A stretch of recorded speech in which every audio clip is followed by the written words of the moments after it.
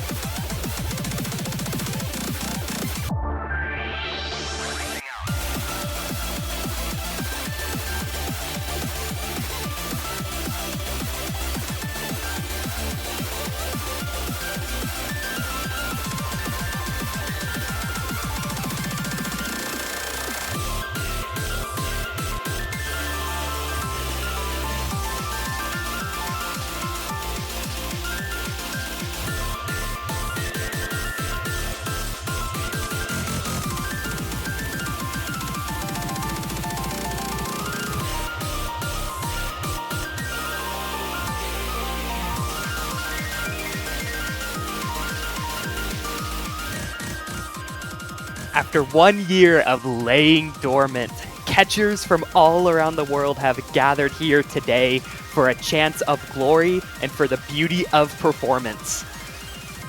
My name is Connor, I'm your host, and we've been preparing one spectacle for everyone here today. From map pools to originals to my favorite part, this curtain right here. This curtain took so much time to have made and organized, and it keeps this entire world on the opposite side. I'm not alone on this other side of the curtain, though. I'm here with Andrew Sekre, one of the greatest American CTV players to ever exist. How are you, Mr. Andrew? Alright, you're glazing me up a little bit too much here by saying that, but I am doing just great here. It feels like it's been a while, you know? We haven't had many tournaments to, keep us going for the past year, but here we are, back with the greatest one of them all, Catch World Cup 2025. It feels good to be back, though. It feels great. I know for you, this is probably, very nerve-wracking. It's your precious little child. So... I've been taking care of the precious little child for a long time, but it keeps growing up, and the stakes just keep getting higher. With our qualifier showcase, we're going to have 11 maps, and it's going to be just about the same as it has been for the past 2 years. And I'll talk about some of the structural points as well as the maps as we go along. One big clarification I want to make to everyone watching is to please read the wiki page regarding the rule sets behind qualifiers. It'll be the best way to have a clear understanding of how the lobbies will operate moving forward. With that being said, we can jump right into our Nomad 1.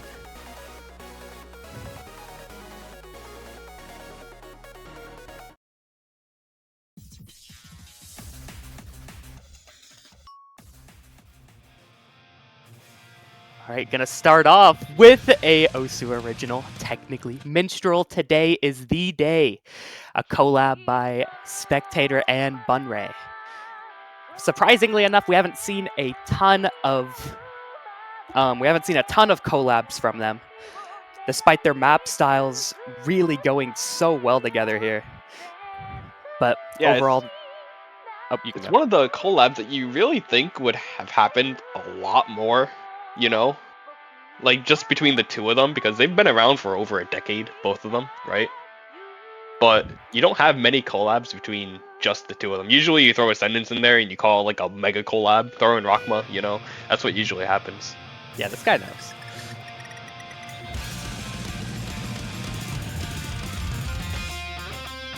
Given that this is qualifiers, we are definitely having a kind of long Nomad 1. Total drain here is going to be just about 420. And given the song, it hits you with so much, there isn't a ton of downtime in this map. So you're going to be going for a while. Something that I'm noticing right off the bat here is that this is, I think, relatively high BPM compared to previous years' qualifiers Nomad 1s. It is at a 212 base, which makes a lot of these 1/4s quite a bit snappier than what we're used to. And we even see some of these burst patterns at 212. That is something we will see a bit more throughout the tournament, is no mod 1s generally we're starting to try and have something that's higher BPM, just because of the common skill set that it is. And Qualifiers is no exception, but it's a bit harder to notice. This is something we'll see more so in later weeks of the tournament.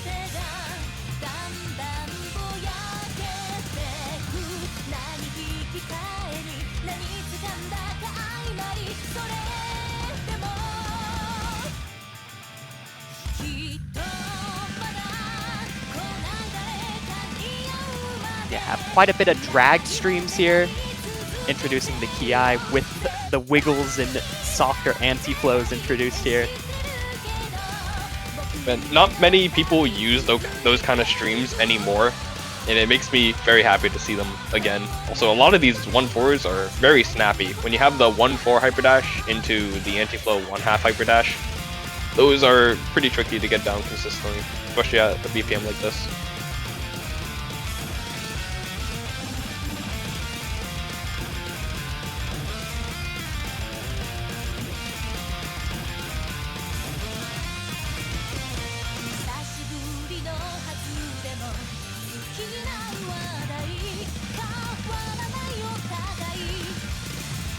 Yeah, there's so many of those like one-off hyper dashes in this map. Definitely a pretty big skill check just with that pattern alone here.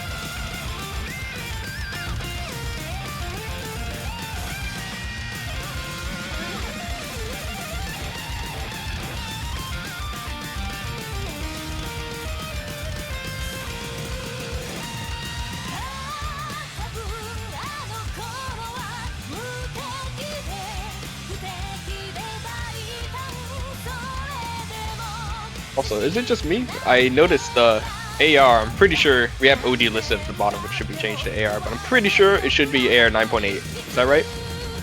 Yeah, this is AR 9.8. Okay. It is pretty high. I think last year, weren't we at 9.6 last year for the qualifiers no mod 1? Yeah, we toned up the stats a little bit on this. Oh, yeah. Just from BPM to AR. The AR being a necessity just because of how dense the high BPM makes the map.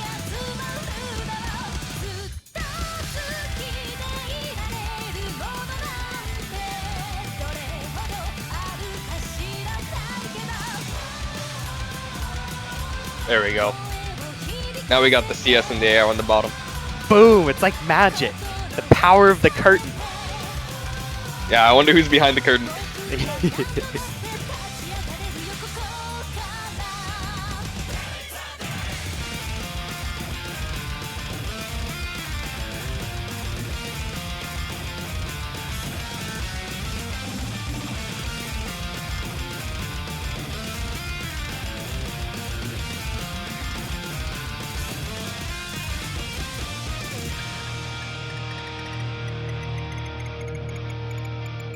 You always have to have a nice long spinner at the end, the qualifiers. It's just necessary. Yeah, the map's just so appropriate for it. Amazing SS replay by Beerus. Also the diff day before we go on, by the way. I don't know how they got the date right. That's really good. Good Wow. job, fellow mappers.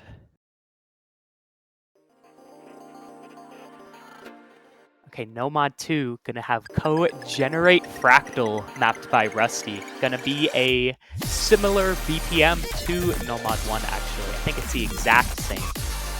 But the map's gonna be so much more dense with a lot more stacks and the AR being a notch lower, just at 9.7 instead.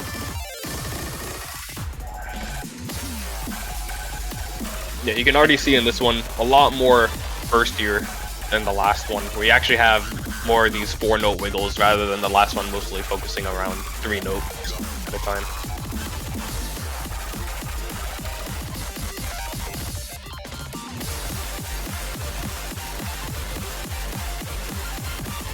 This section especially, it ends on those, on that 2-note non-H dash. You're gonna have to be pretty snappy with those even if you don't exactly feel it.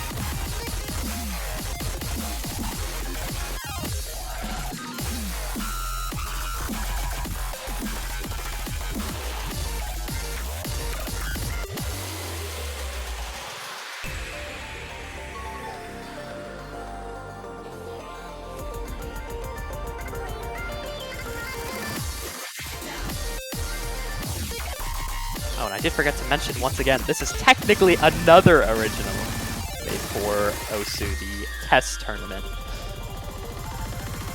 I feel like that's gonna be a recurring theme, is it? It's something we didn't do a whole lot last year, and it is something we definitely could do a bit more. Yeah, well, without, going through every year, you get more and more, so it becomes a lot easier throughout the years to get all the originals down and mapped. For sure.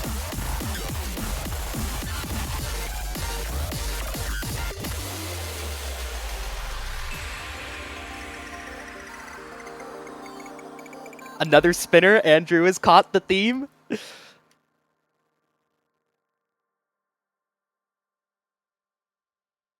All right, and because this is qualifiers, we're going to move to our convert of the round, no mod 3. Going to be Miku map, Melee Meloid. Going to be CWC edit. Now, a change that we have made in this iteration is we have taken a bit more of a hands-on approach regarding converts compared to last year.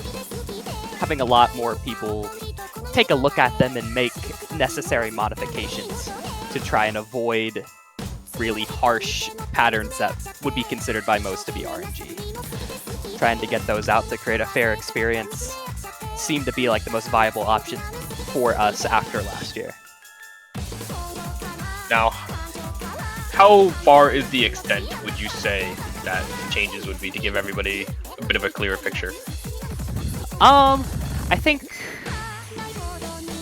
with this map specifically, it was definitely one of our first attempts of doing this process, but if there was something that was way too harsh, it was very democratic. It would take like 6 people coming in and being like, no, this pattern is too hard, before we would actually change it, because convert patterns, like, it can be skill issue for one person, but very easy for another. So we have to be very careful when making modifications, just to make sure that we're not, like, killing a map with little purpose. So that was kind of our method. If there were 5 to 6 people that all said this pattern just isn't bearable and is way too easy to miss on, then we would make the change. With this map in particular, I think it was about 4 patterns? That's not that many. So we don't change a lot of the in-between patterns, only the real, like, must-change patterns we're just changing a bit more frequently than last year. The best way to describe it. Talking about this map though, it seems to be mostly stream-oriented. The jumps themselves don't seem too far from what I've seen so far. A lot of the patterns, like these streams, about being on the right side of the platter when you're moving. Yeah, a lot of soft edge dashes. This convert has a ton of those nice wiggles and taps for you.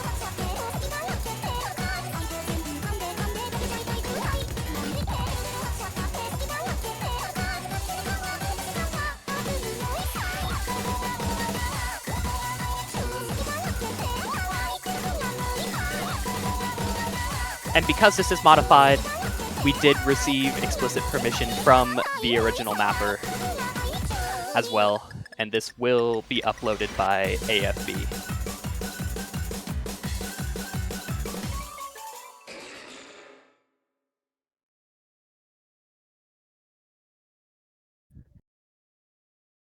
So yeah, I'm happy to have a Miku map in qualifiers.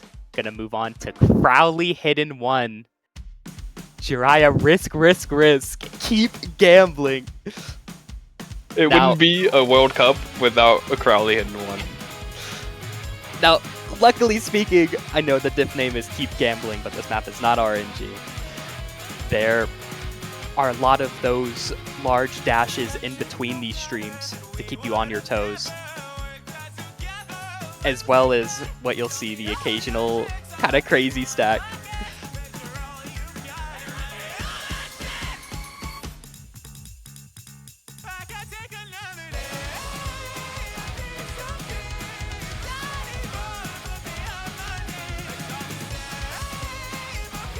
but overall, very wiggly and kind of higher space dash hidden one.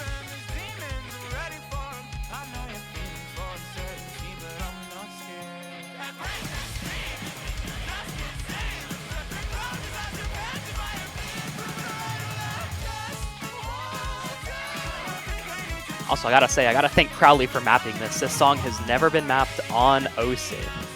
Really? And he brought it to the world with hit sounds from Midoriyan. I love that little repeat section, by the way. He did it earlier too. It's always so nice to see repetition used like that. Yeah, I love this map. I can't play it with Hidden, but I can play it with no mod, and I love this map.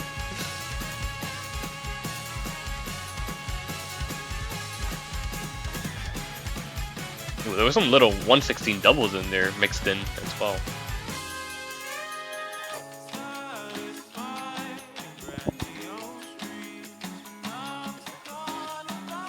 Definitely a Crowley signature. He loves the there is one signature missing from Crowley in this map, though, I will say. Yeah. The man in the background doesn't have a beard. Yep. Like, that's... I think we need... Like, he's even painting, man. Couldn't you have just, like, painted a beard on him and called it a day? You know? Wouldn't that have made more sense? No, I think it would have. I should have held him accountable to that. That's the most Honestly, valid. we need to go fix that right now before you submit the map. Yep. Just give him a beard. Yeah, and he has a shirt, like Ash said. Like, that's just... It's not the same. Anti-Crowley.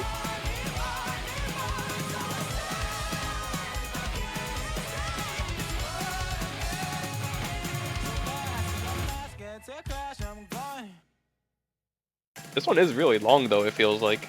There's not much, like, rest time that you really get in this either. Yeah, total drain is 320. There's the occasional build-up sections, and this ending section is pretty satisfying, but not super difficult.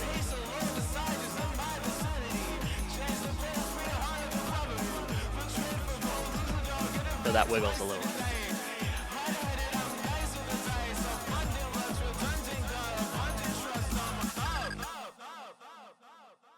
But yeah, 320 AR 9.2.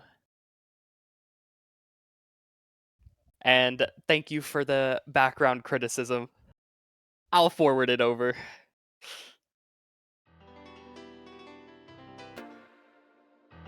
Alright, gonna be Hidden 2, gonna be Sai, Tenimuo, gonna be our lower AR pick of the round, gonna be 8.2.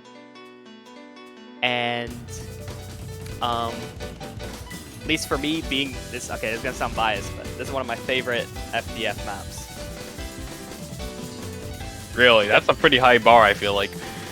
Yeah, FDF has made a lot of maps for the World Cup, and this one definitely has a lot of the kind of softly Ken-inspired streams where they're all kind of like tightly knit together with the Hyperdash separators. Ooh, are those like 1-8 doubles I noticed a little bit of? I couldn't Yeah. tell. Just a little. Just a little.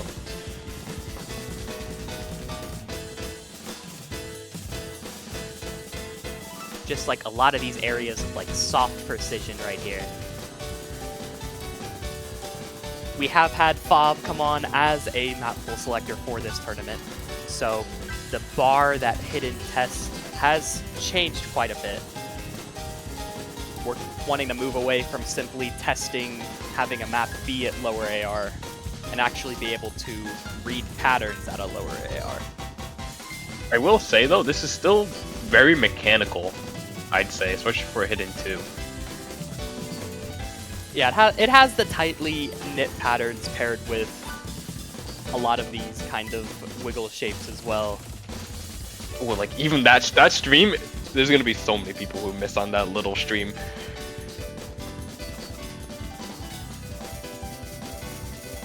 Yeah, a lot of 148 BPM finger control.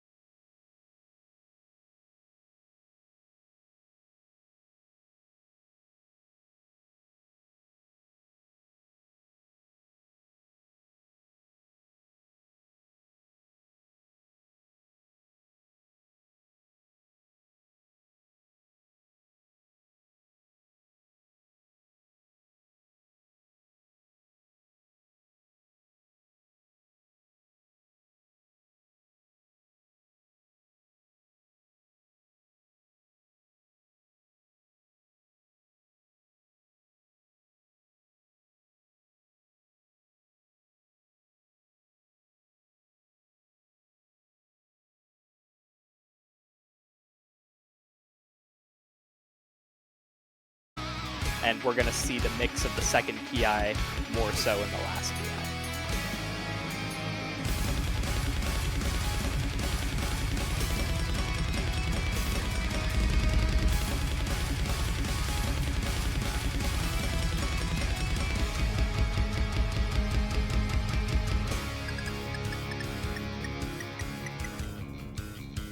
And you do get a break.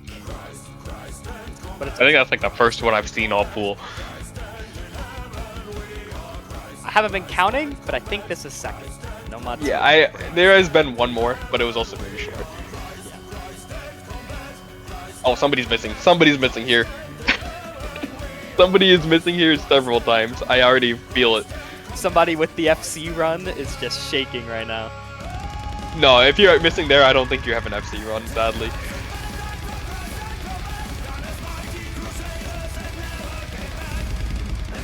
This chorus seems like the harder one to me, rather than the first and the second one, interestingly enough. Yeah, the spacing's a little wider, but overall, after you've played the second Ki, every pattern has been introduced to you. And you should be acclimated to a lot of the hard rock one-off hypers. I'm happy to see these guys finally collab, though. Right?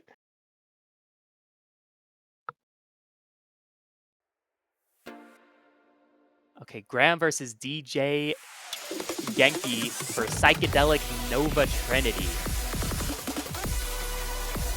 Gonna be our slightly higher CS mechanical hard rock of the qualifiers pool. Yeah, we go from probably a very horizontal focused Hard Rock 1 to what I'm assuming will be, in what I've seen so far, a very vertical focused Hard Rock 2.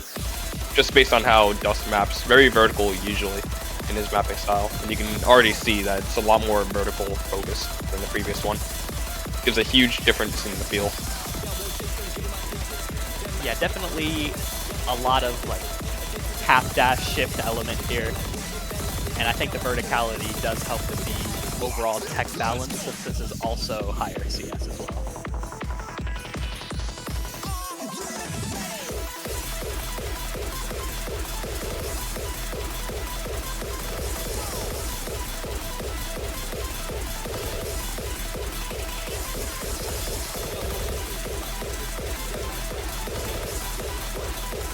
Once again, this is the third one in the pool, but this is technically also an Osu original. Really love that theme this year. We gotta keep a count of how many there are in total. Yeah, at the end of the year, CWC had 25 originals. Oh, leaked.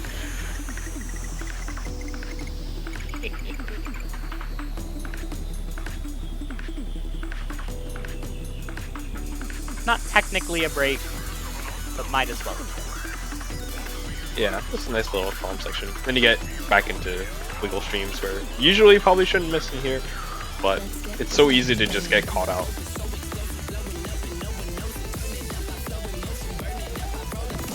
Start to gain the curvature here before ramping right back up.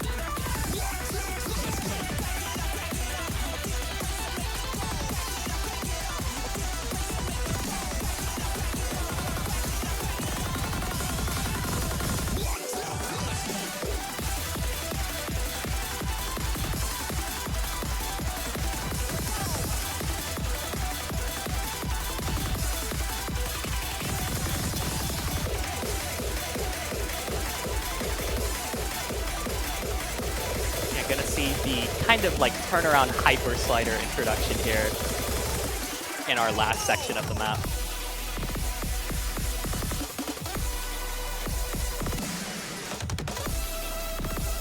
This is also relatively long compared to other Hard Rock 2s I feel like that we've had in the past. Almost 3 minutes long. Yeah, tried to keep the pool of similar length to last year. We do like to make qualifiers just a nudge longer on average, just to ensure seeding and allow for that consistency to be tested, since the pool is smaller. All right, gonna be DT1. absolute banger song. Natsumi Itsuki Mayday.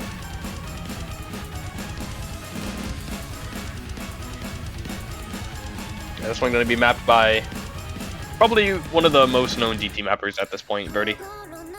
Very known for making these kind of comfier maps for DT. It's going to be Air 8.8 before DT, I believe. Comes out to 10.2. That's right.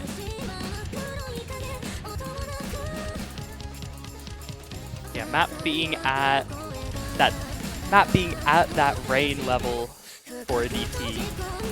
A bit of a nudge higher with some of these higher snap hyper dashes. But we did want to keep the AR at 8.8 to make this accessible to everyone playing in qualifiers, while having the map be a nudge harder than last year to compensate for this.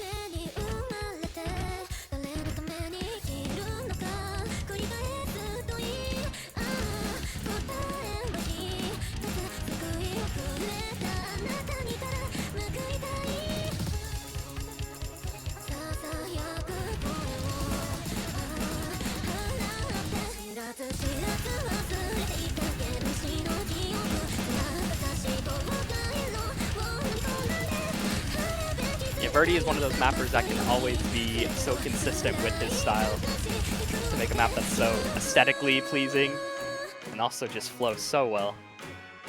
Just really good at mapping this sort of thing.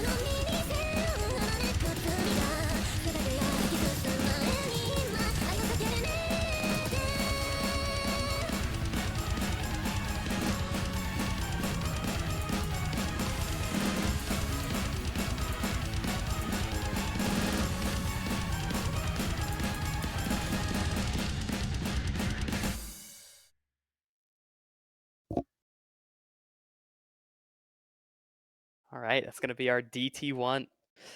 Very consistent, very what you see is what you get. But it's clear what's expected of you. Okay, moving on to DT2, Cyclovana Black by AFB. This is definitely going to be interesting for those who have played World Cups previously, as most are used to this artist being in the hidden slot mapped by AFB. But he's taking a pivot to DT2 this year, wanting to make something a bit more control-based. Something I'm noticing right off the bat is a lot of these jumps feel very far, like the 1/2 dashes. Yeah, you have far 1/2 dashes paired by some shorter dashes as well. It's very big on the control here. Yeah, even reading, honestly, even though this is Air 9.8, I think this is what before the 8.2. It's still very hard on the reading because of the patterns used and the spacing used. I think honestly this one might be harder to read than the DT1, even though it was higher AR. Yeah, I will say the skills presented on this map definitely caused for quite a variance depending on who was playing it. So pairing this with Hidden 2, this could definitely be a practice map of the qualifier season. Also, given that it's AFB, he acquired permission from the artist once again to use this song. AF good.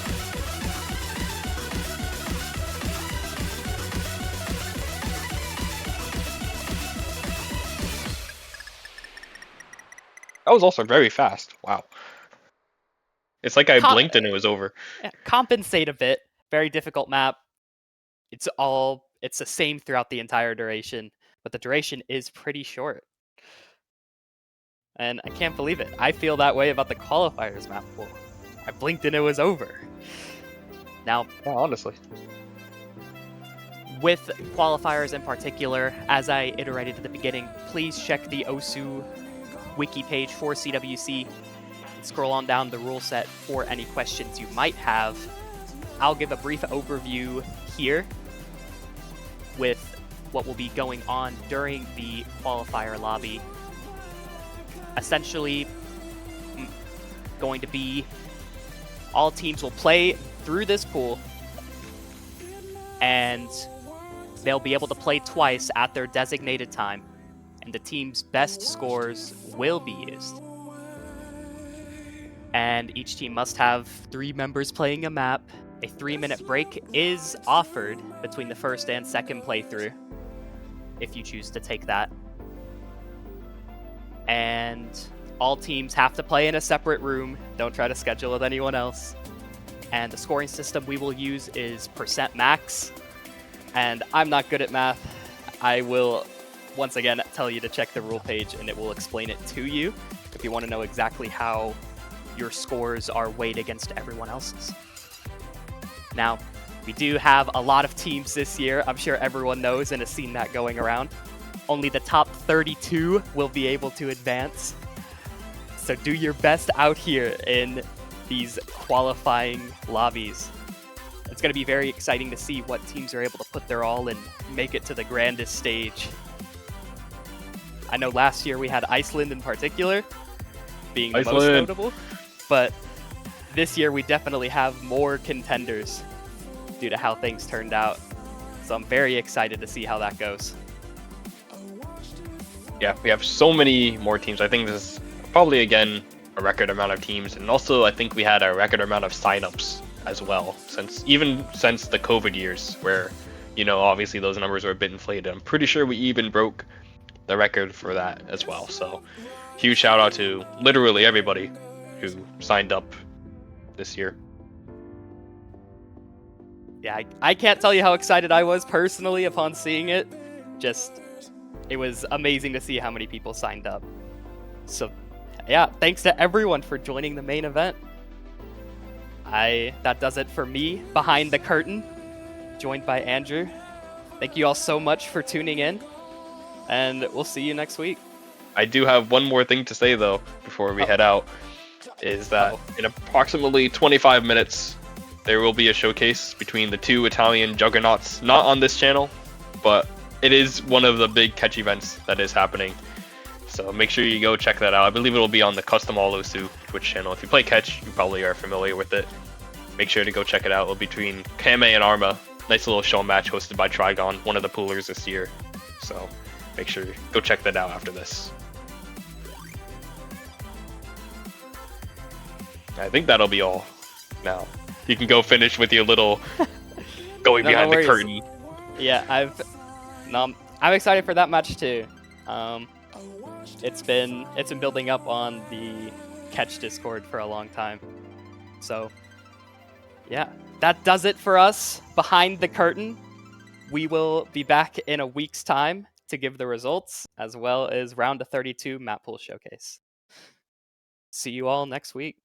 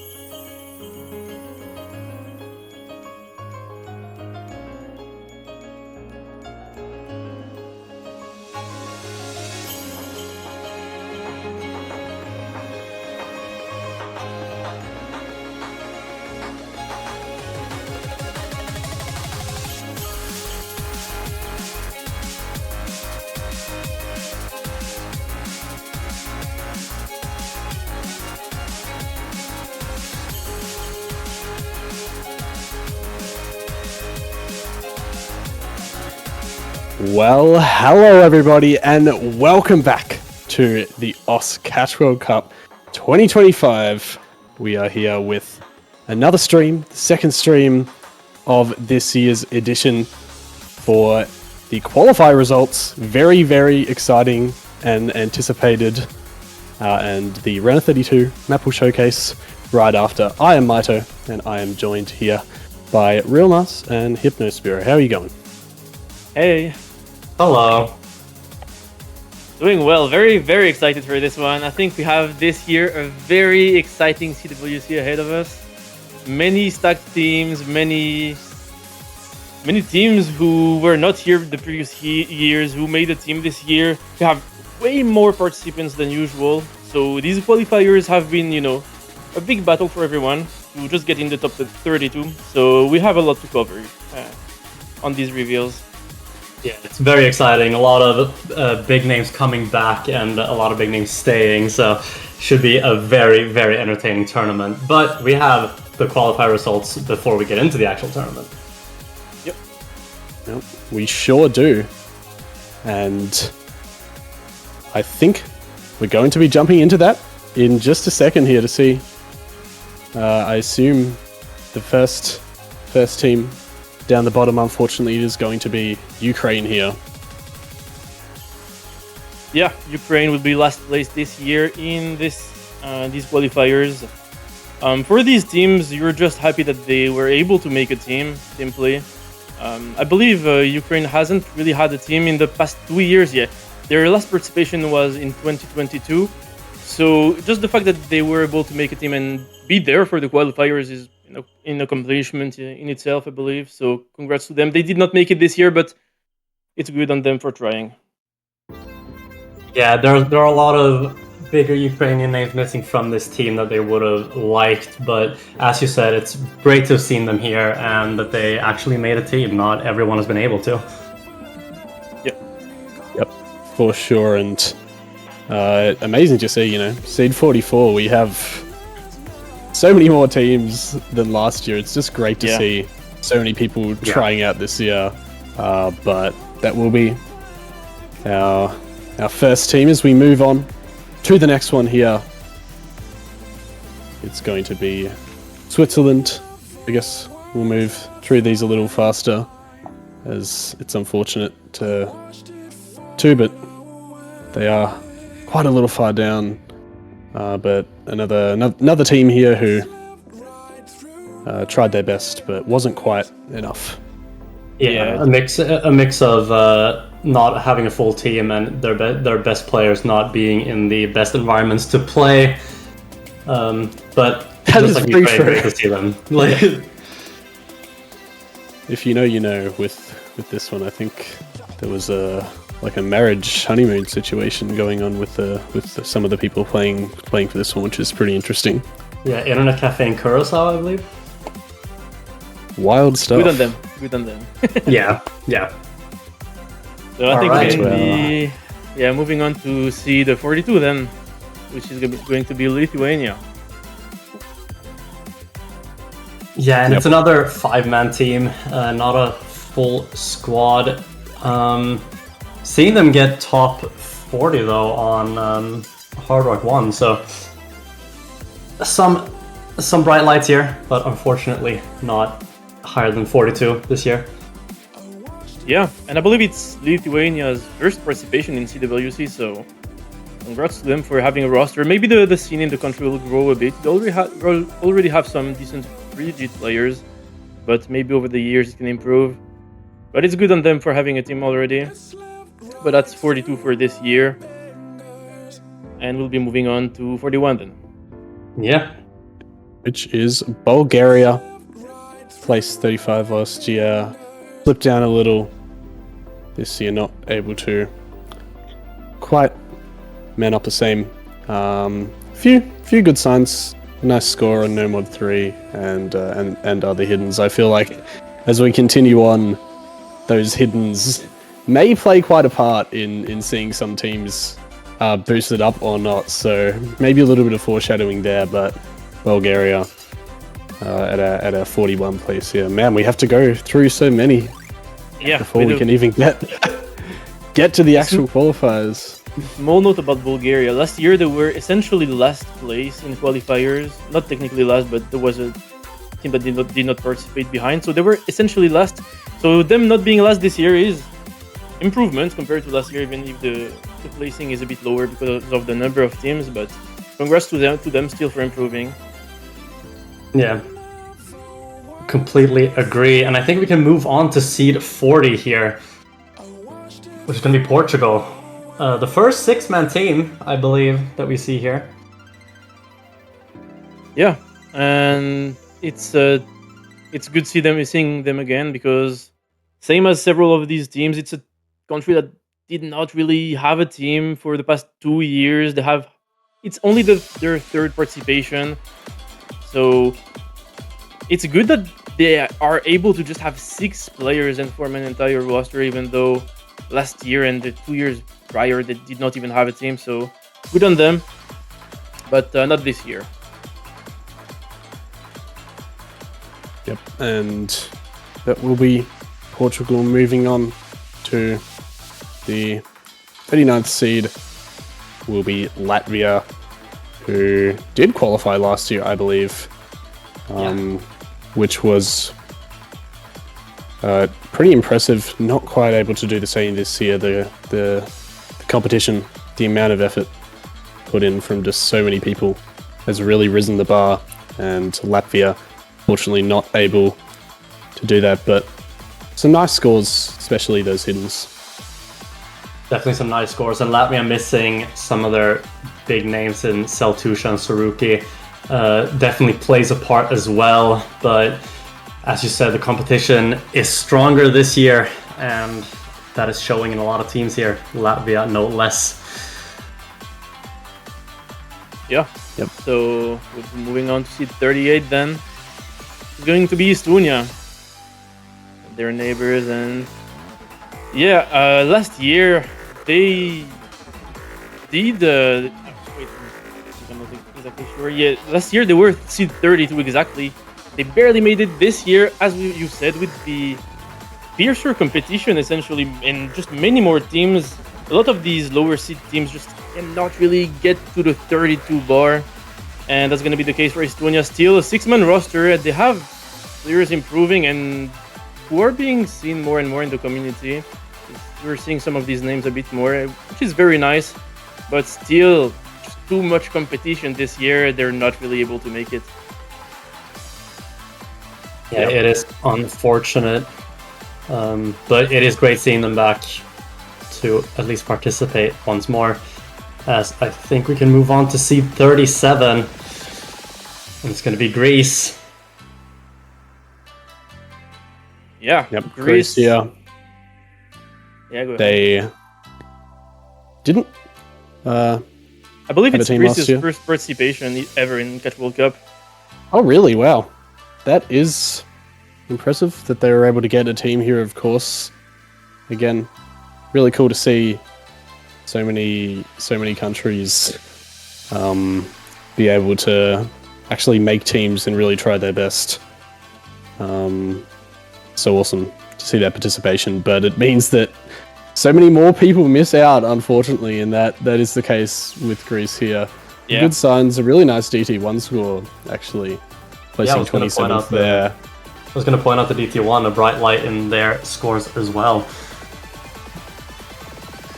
Yeah, we're starting to see some decent scores, because like 2.5 mil means like higher than 800k average, which is actually good for a team that did not qualify. So yeah, it just goes to show, even with the harder qualifier pool, it just goes to show how fierce the competition is this year. For sure. But, and we'll yeah, move on, Absolutely. I believe, to the 36th seed here, getting close to the actual qualifiers. That's going to be the Philippines, who qualified a lot higher last year at 21, but weren't able to quite do the same, of course. I believe losing a few players, right? I mean, Philippines ever since losing, their core roster, it's been harder. But even then, they've lost their carry, I believe, last year, who was Liam GG's. even Mawile, who had been playing well.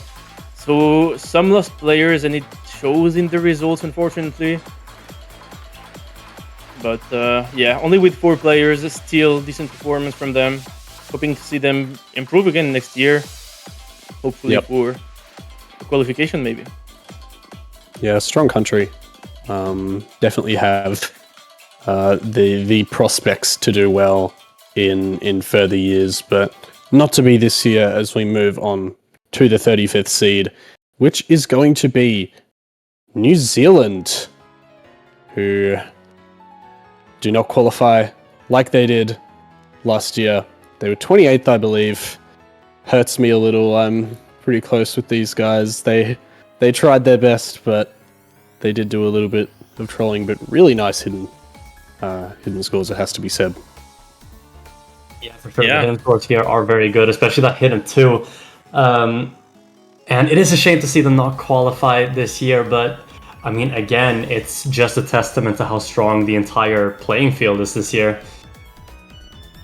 Yeah, absolutely. They've been qualifying with pretty much the same roster for the past 2 years, I believe. And this year, don't quite make it. We're getting very close to qualifying teams, but it hurts even more for the teams that are just so close to that 32 mark. Yeah, it's painful. It's painful getting so close, but not quite enough. And the pain is going to ramp up for each new country here. Who's at the 34th place? I wonder. Going to be Thailand. It is going to be Thailand. Missing players like ECS, one of the notable names here, and not qualifying like they did last year. That's a repeating pattern here with the lower seeded teams not making it another year. But here we see more consistent scores from them. Nothing that really stands out as much. Maybe the hidden 2. The more so consistency here, but it's not going to be enough this year. Yeah, they even managed to win a game last year, but not qualifying this year. Unfortunate, but this is how it is in CWC 2025. Yep. And doing well. Still doing well. But we'll be going to see 33, the last one's not qualifying. Oh no. Who's it going to be? Yeah. It hurts. It's Malaysia, barely missing out at the 33rd place. Oh no. What a tragedy here for all of the Malaysian believers, not quite making it really, really close, but just missing out by a single spot. Yeah, and it is a shame we see because this team has some newer names not used to the scene, and you have to say, considering it's their first Catfield Cup, getting this close, while it does hurt, it is still quite impressive to get this close. But yeah, it's not going to be enough this year. Which means that we're moving on to see who qualifies first here. Who sniped Malaysia away? It's South Korea. Oh wow. Yeah. What a turnaround. I mean obviously South Korea's team is much different than previous years, but it's kind of a shock to see them all the way at the 32nd place when they've been so dominant for so long in previous years. 100%. This is not the South Korea that we're used to seeing, but even with the team you see here, might be a little bit surprising that they are 32nd, but alas, they have qualified. Yeah, I'm just really happy for these guys because there was a lot of pressure around, these newcomers in the South Korea scene, not wanting to participate. They were having very few registrations for the past years because, the environment, how having to play when you're playing for an historic team that's been the best always. But they have a six-man roster this year, and I'm very proud of them for just being able to go out there and play for the country because it's not been the case last year, so very happy for them. Yep. Yeah, well done to them. Lots of pressure, and they've done well to come in at 32nd as we move on to the next place here. Seed number 31, it is going to be Israel, and fun fact about this one, they played their qualifier lobby pretty much a day after the showcase, after the maps were revealed. So a pretty impressive effort here to seed with a 4-man team as well. Yeah, having 1 day of practice on a 4-man team, qualifying is very, very impressive, it has to be said. Qualifying in 31st. Yeah, and I think we'll be moving on to seed 30 then. And it's going to be Norway. Norway at seed 30 this year, a bit lower than what you're used to for this team. But they still made it with the fierce competition. It's already a great accomplishment. You can start to see some very nice scores we haven't mentioned, but on Nomad, the scores are really getting up there. Even at around seed 30, you have 2.7 mil on Nomad 1, which is very impressive for these lower seed teams. Yeah, that's a great score. Yeah. Honestly, to see there, very, very impressive. Those Nomads being super consistent here for Norway. Of course, having a bit of an underperformance compared to last year, but I think having quite a bit of a different team actually. So it's not surprising to see still doing well, and that's our 30th seed. On to number 29. And there we go, It's Iceland, seed 29 every year. No, not every year. Since last year, it's been, the big surprise of every year. Team Iceland, the whole community is rooting for them pretty much. And they made it again this year, despite such intense competition to qualify. They still made it at seed 29, not barely qualifying, but still, pretty deep in there. And it's just great to see for these guys. Yeah, for sure. Some good friends on the team here for me, and I'm so happy for this team qualifying in 29th. Gonna be so much fun to see them in this tournament this year. Yeah, it's even better than their seeding last year, despite having way more teams. Yeah, by 1 spot. So huge congrats to them. They've been improving, and very excited to see them perform. Even in bracket, they have a chance to get a match, I guess. Absolutely. And we move on now to the next seed here. It is going to be Denmark. Wow, 3 Nordic countries in a row here. Yeah. Norway, Iceland, and Denmark. The Nords are showing out in this lower half of the qualifiers. Getting in here, right onto Denmark here. Qualifying with some really nice scores. Especially on that Nomad 3 and Hidden 1. Yeah, definitely a very, very nice seed for them this year. And I think it really shows that despite the lack of experience in some of the players, they're still performing well. And I'm once again very excited to see my neighbors down south compete this year. Yeah. And that's going to be seed 28. Going to seed 27 next is going to be Brazil, a team that did not have a team last year. But still, they made it this year. They are a team with several names that you very much can recognize. And it's great to see them back, just being able to qualify again. Yep, absolutely. They were absent last year, of course, as you mentioned. Back here again to fight out in this Catch World Cup and doing well to qualify here as well. Having quite a few of their good kind of OG players back, like Predominator, Konohana, Lucia, and Overdose as well, to name a few. So well done to them as we move on to the 26th seed, and that's going to be Vietnam here. Yeah, showing off their the 2-man core they have in Stardust, President and Shu, definitely coming into play here. Very impressive getting 2016 as a 5-man team. And especially like the Nomads and DTs and even the Hard Rocks there showing consistent scores. Very, very nice here. Yeah, pretty well-rounded, and it's been kind of the same core roster for Vietnam with Stardust, Prism, Shu, Mother Nature, players who have played several CWCs, but still managing every year to be fairly consistent in their performances, so it's very nice to see. But yeah, congrats to them. Moving on to see the 25 next. And it's going to be Turkey. Yep. Turkey back here in the Catch World Cup once again. I believe last year.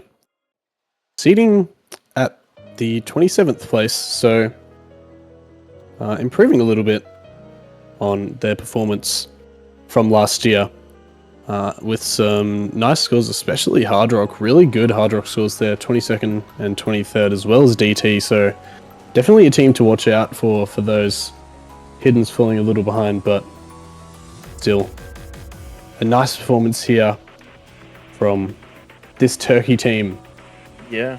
I would say it's a team that can probably punch a bit above their weight class because you look at their scores and it's really just HD holding them back. I guess it's going to be the case for several teams, but still to note, very good performances, and the seed could have been higher without those HD performances, but it is how it is.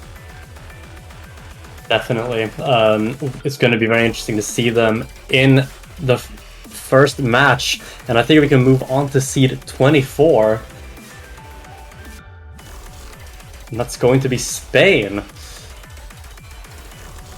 Yeah, Spain qualifying again this year.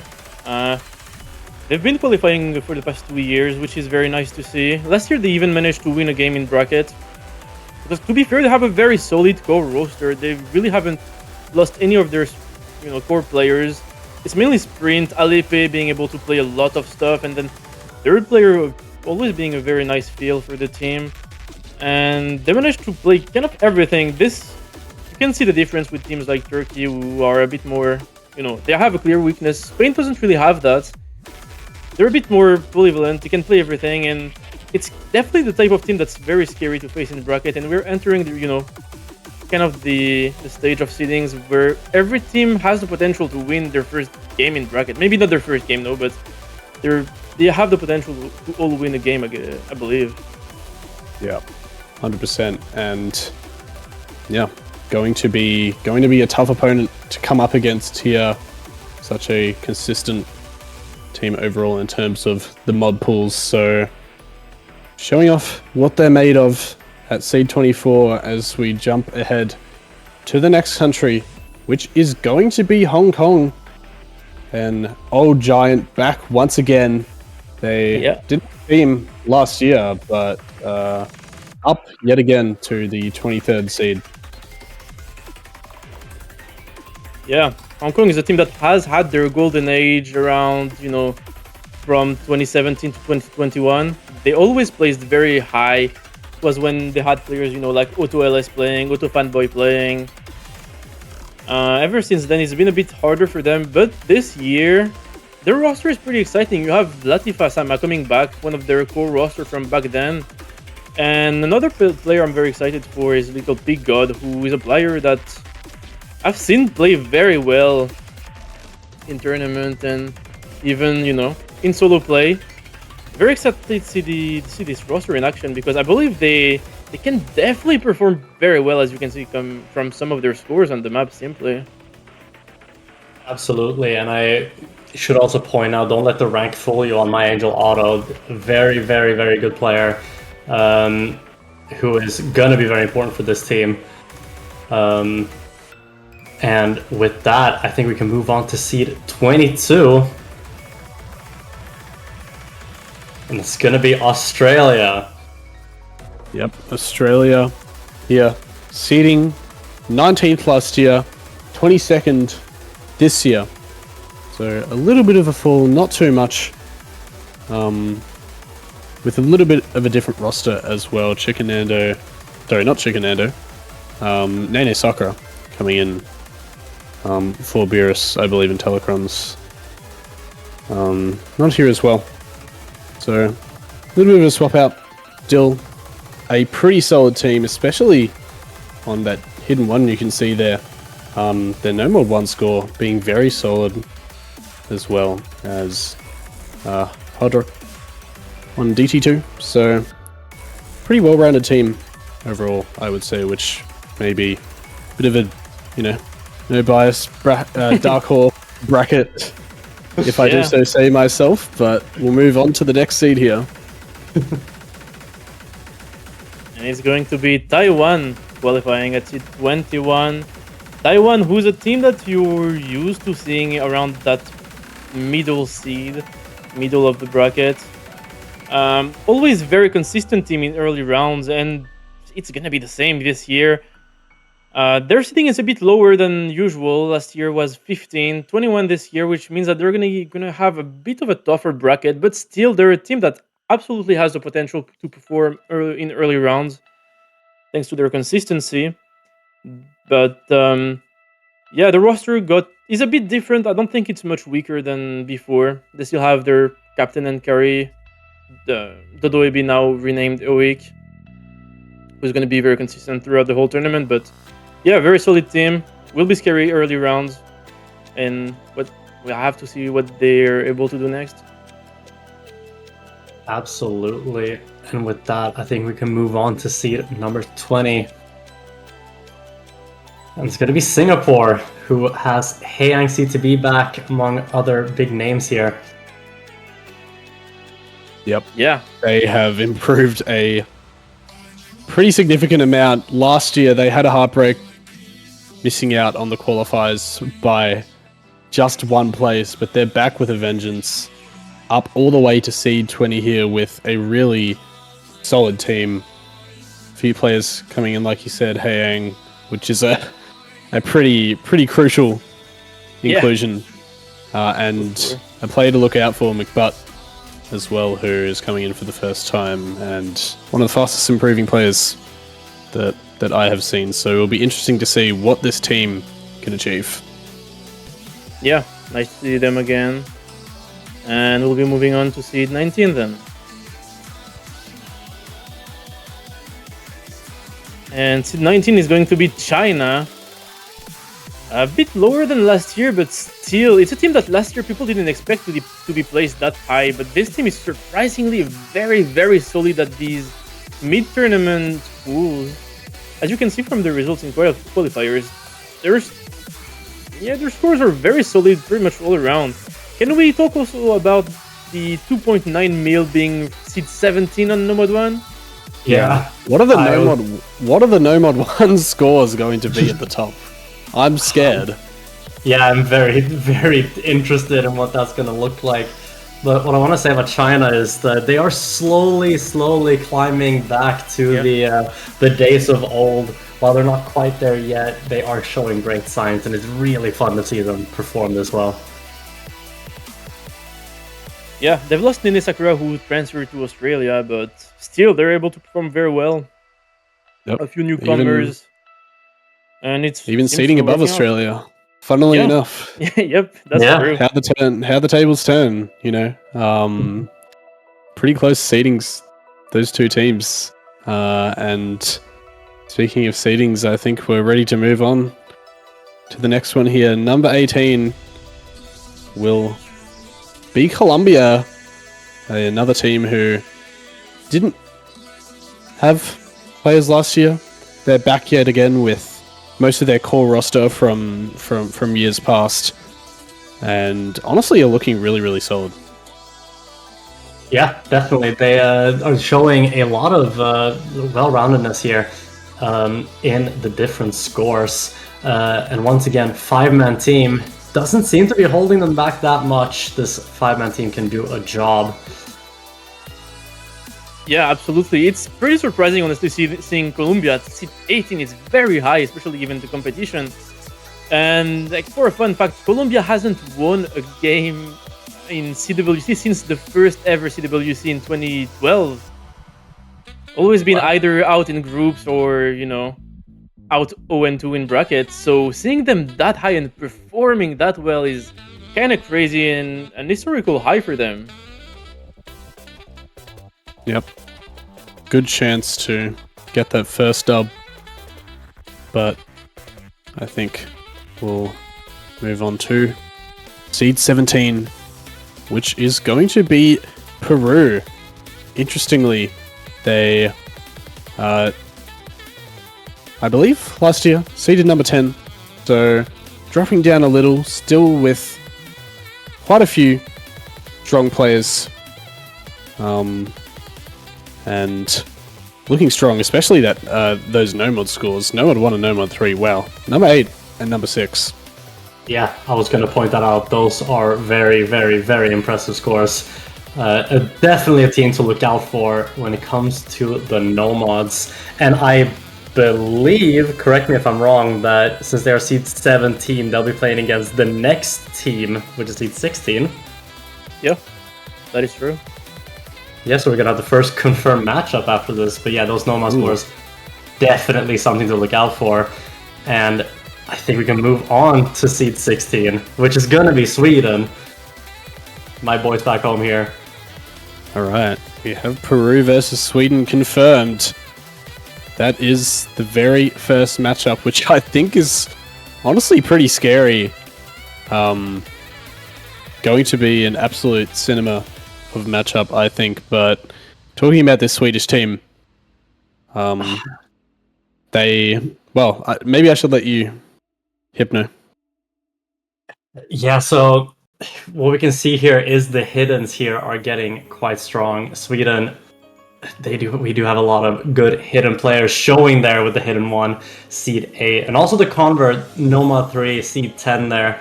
And just the consistency maps is what we're doing it on. And I'm so excited, but also very nervous to see the Sweden versus Peru match. Gonna be very fun, but I'm proud of my boys getting seed 16 there. Yeah, and I think they have the potential this year to top 16 in placings. Last year was top 24.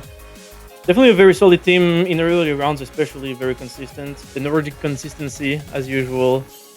And yeah, that's going to be nice to see. Going next to seed 15. It's going to be Mexico in seed 15 with a lot of old players from years past coming back to Mexico, like Daxros, like Cowboy. These players that were not here last year are making a comeback, and you can see it in their place, in the seeding. Just a bit better than last year, which was 17. They're ready to compete again at their best level, I believe. Yep, 100%. They had a really, really nice run a couple of years ago. I believe in 2019, they got 4th. And a lot of those core players, as you mentioned, here back again. And I think, obviously not all of them, but I think they're going to do pretty well. A little bit of an improvement over their seeding of last year too. So excited to see what Mexico can bring as we move on to seed 14, which is going to be Belgium. Finally, we have Belgium. We had Quinton desperately waiting to see where his Belgians were going to place, and here they are, consistent seeding 2 years in a row.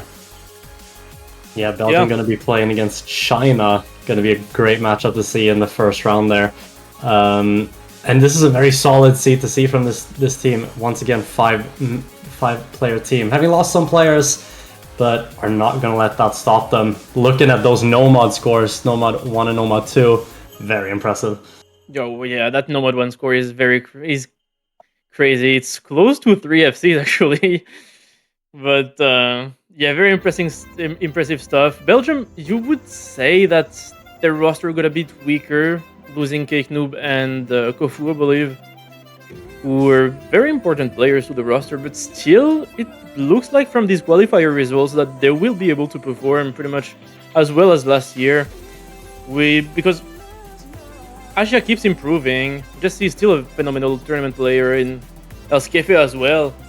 So, will be an extremely scary team up till mid-tournament. Look out for. And excited to see them play. Absolutely. As we move on to the 13th seed, it is going to be Germany. Germany back with a really strong team this year, improving quite a bit on their seeding from last time at number 18. Having a lot of really, really strong players here. And honestly, with this strong of a roster, it's kind of surprising to see them, at 13th. It just kind of shows the level this year I mean, Even with those amazing players, this is When only you look- enough for the 13th seed. yeah, when you look at the core roster of Marshmallow plus Lume, and it's only since 13, you have to wonder what is happening in that top 12, because that is an extremely strong duo, and they have as well very solid third players, so it's not really an issue of only having two players. They have two phenomenal players and good third players, and still only seed 13. I don't think it's them performing that bad, it's just the competition is very, very strong this year, really. Absolutely, So- the competition is really strong, and that's being shown in the seed Germany gets here. And to move on to seed number 12, it's going to be Canada. Whoa, Wow. that's a surprise. That is interesting. Quite a drop down, of course, from last year. Seeding fourth, and now they're down to number 12. I am not sure what happened with this one, to be honest. Yeah, I am I not honestly either. do not know. Because even if Canada is kind of known to choke in the World Cup, that's Surely a not bit, in the qualifiers, right? that's a bit more than usual. But Yeah. at the same time, it's like they're seed 12, but they have the potential of like a top 6 team. So the bracket is going to be very chaotic. Yeah, it's going to be a round of 32 match between Canada and Taiwan, which is going to be that's- very, very interesting to see. Yep, 100%. Not sure. Not sure what happened here, but Canada can for sure, I think, go farther than their seed. Not sure what happened entirely in their qualifiers. Obviously, you can see some really nice scores, of course, in their DT. They did lose Dex Makinora or Ymir, of course, but this team is still really strong as we move on to the 11th seed.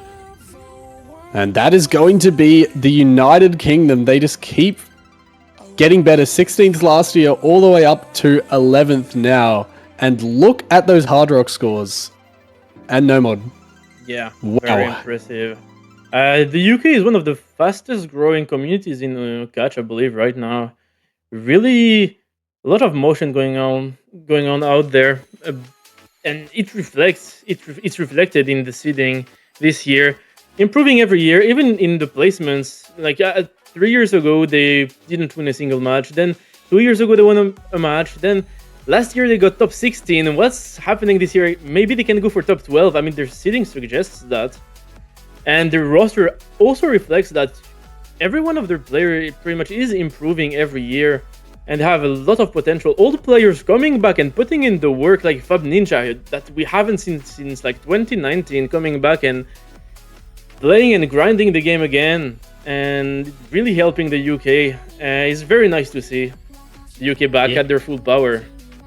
Yeah, the United Kingdom are working really, really hard, and it's being shown. And as you say, Fab Ninja coming back after all these years, and players like Nathaniel, one of the fastest improving players in Catch to Beat. It's going to be very, very exciting to see them take on this tournament, and I think we're ready to move into the top 10. Yep. We're almost at the single digits, running out. The doubles is going to be Poland. Poland here. Not sure why it says NA, to be honest. They definitely did play last year. They seeded second, Yep. and of course, losing some very cool players here in Trigon and Fob. So falling a little down, but this is still a very, very solid result. Absolutely. Despite losing Trigon and Fob, it's getting C10 in a Capital Cup as stacked as this year's, that's still very, very impressive.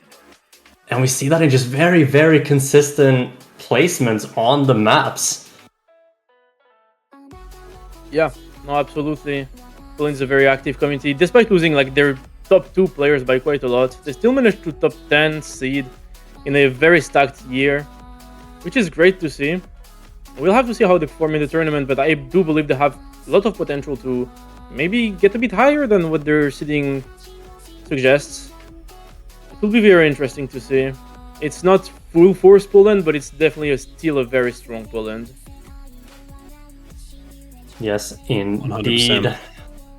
And with that, I think we can move into the single digits here. Seed 9, and that's going to be Chile. Wow. Yep, Chile falling down a little here. A little surprisingly, another team that on paper looks pretty terrifying, to be honest. To be fair, losing two pretty important players in Smooker and Taemin from last year. So a little bit of a nerf to Chile, but still a really, really strong team. Pretty solid results overall. No real weaknesses. Maybe getting trolled a little by that No Mod 1 where so many scores were really packed in, and even like a 10k improvement might be a couple of places above. So it's kind of interesting to see how much No Mod 1 has kind of influenced Yeah. the placings so far, but another strong team to look out for here in Chile. And also, still, despite the seeding, a contender for top 6 this year, I would say again. It's just maybe a small misstep here on the qualifiers, but they do absolutely still have the core roster to go very far in the tournament, despite their losses. So, look out for them. They're going to be here for a while. But moving on to the top 8 seeding, final 8, and it's going to be Japan first at seed 8. Yeah, and I think it's very fun to see Japan this high up with their core of Molkas, Sawarabi, and SBK. And I mean, look at the hidden one there, seed 3 and seed 5 on the DT2. Very impressive scores here. Yep, absolutely. And we have Senko Hanabi, who I don't believe has been in since 2017 in this Japanese roster. So Yeah. jumping in after a very long 8-year break, and Japan, another team which has seeded the exact same that they did last year, seeding 8th, and they're 8th once again with some good scores to show for it all around. Yeah. So They're we absolutely move on. one of the. I was going to say a word just about Japan. My bad. I would say. No, don't worry. I think they're one of the scariest mid-tournament teams. You might think of, just Sawarabi newcomer, but still top 40, so obviously going to be very important in the roster. Molkus every year putting out insane performances up till semifinals. Senko Hanabi, people don't really remember that person, but Senko Hanabi won the Japanese tournament, the last Japanese tournament, and he's a pretty insane player, so the whole roster, I would say, got a bit stronger, and I'm very excited to see these guys play. Yep, absolutely. As we now move on to the 7th seed, and it is indeed going to be Indonesia. We are really, really ramping up with the teams here. Indonesia, of course, I believe last year placing 13th and having a much stronger showing this time at 7th, jumping way up into the top 7 with a super strong core roster, of course, with Nanamaru, Kreneko, Pan, Minang as well. I mean, this is a terrifying team, to be honest. Yeah, this is one team where, you might see one or two outstanding players, but it's hard to mention one without mentioning the rest of the team here. Sphinx and Madoka absolutely doing a job on maps as well here. I completely agree with you. This is a terrifying team to have to go up against. You do not know what they're going to do in match. Very impressive scores. Yeah, very nice seeing some of their players come back. But we'll be moving on to seed 6, who is going to be Finland. Finland, who was top 6 last year in placings. Yep. And top 3 in year- seeding. Yeah, top 3 in the seeding. Was a very terrifying team that just did not quite manage to scale that well with the end game pools, but extremely scary team still throughout the whole tournament. Otherwise, they have essentially the same roster as last year. Their players have been improving, and just following with the overall tendency of everyone here. Just everyone keeps improving, and they're at their strongest right now, I believe. Will be interesting to see them perform. Yeah, did we notice the seed 1 on Noma 2 and Noma 3?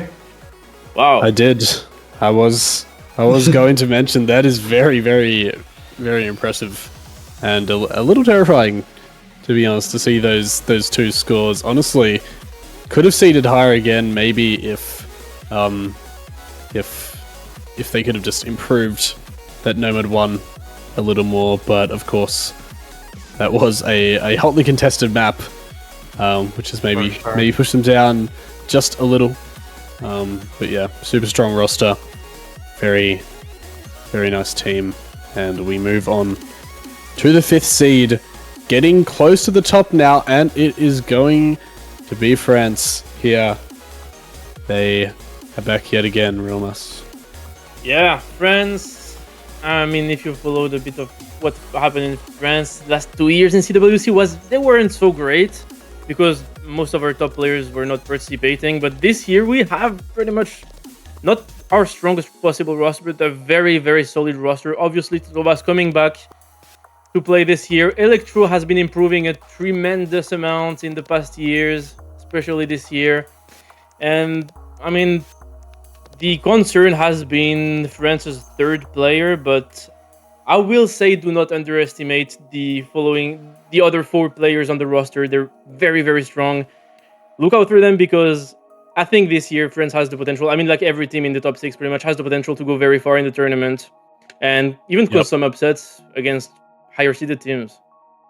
Absolutely. We see a very consistent seeding here on the maps and a very exciting team, seeing some big names come back.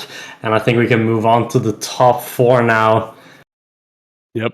We're really getting up there. It's going to be Italy. Italy is back with a vengeance. Yeah, absolutely. They here the 79 team minus A40. We can just split that little bit out, but yeah, Italy, they're here once again to show what they are made of. Had a fantastic team in 2023, of course, as we all know, making it to the podium that year and almost having kind of all of that core roster back, minus Nozza. But this seeding shows that they're still here to fight out at the top and just super consistent across every map, pretty much as all of these top teams will at this rate. And yeah, it's good to see Italy back at their best. Yeah, it's Italy, you know them, you know Kami plus Arma. It's just very, very nice to see them again. And once again, it's one of these teams, everything is possible with Italy pretty much. Especially before like finals, they can upset pretty much any team. I mean, upset, there's not many teams above them, but everything is possible. These guys don't miss. Super nice to see them again. It's going to be a great showing. But we'll be moving on to top 3. Only 3 teams remaining if you've been following. It's United States, Russia, and Argentina. But it's going to be Russia at seed 3. Yeah, what a seeding placement. This is arguably, this is one of the most surprising, popularly surprising seedings we will see. And it is so great to see Russia seeding 3rd this year. And I mean, if you look at the team, it really doesn't have to be a surprise. Very, very, very good team. Yep, absolutely. They have so many fantastic players, and they are a real force to be reckoned with this year. Those DT Saws, especially looking really... We know how good of a DT team this is. I mean, they are double-time juggernauts who are going to be difficult to beat far into the tournament with Insomnia kind of at the helm. And what a placement for Russia here. Doing superbly well. Also, that's seed 1 on the Nomad 1, meaning that none of the top 2 teams got seed 1 on the Nomads. They've been taken, Yep. and that just shows the consistency as well of the Russian team. Yeah, I mean, they have a very improved roster because Insomnia is back, especially for endgame scaling, which opens up many doors for Russia in the late tournament. And Cold Fusion has been improving. Nelly still as strong and consistent as ever. Kitsunavi as well. Kitsunavi, I will note, is ranked 4 in the players qualifiers with an average of like 983k per map, having played 13 maps. So it's a testament to how consistent that roster is, and some of these players are. That 3rd seed definitely deserved. We'll see how far they can go though, because the 3rd seed is very high. Can they place that high in the actual tournament? It's gonna be very interesting to follow. Very excited for these guys. Yep. And we're almost at the top here now. The 2nd seed, drum roll please. It is going to be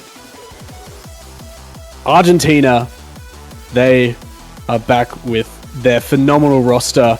Seeded 7th last year, but of course made it all the way to Grand Finals, and they are back yet again with just an unbelievable roster here. They have so many strong players, and it's really, really exciting to see them back.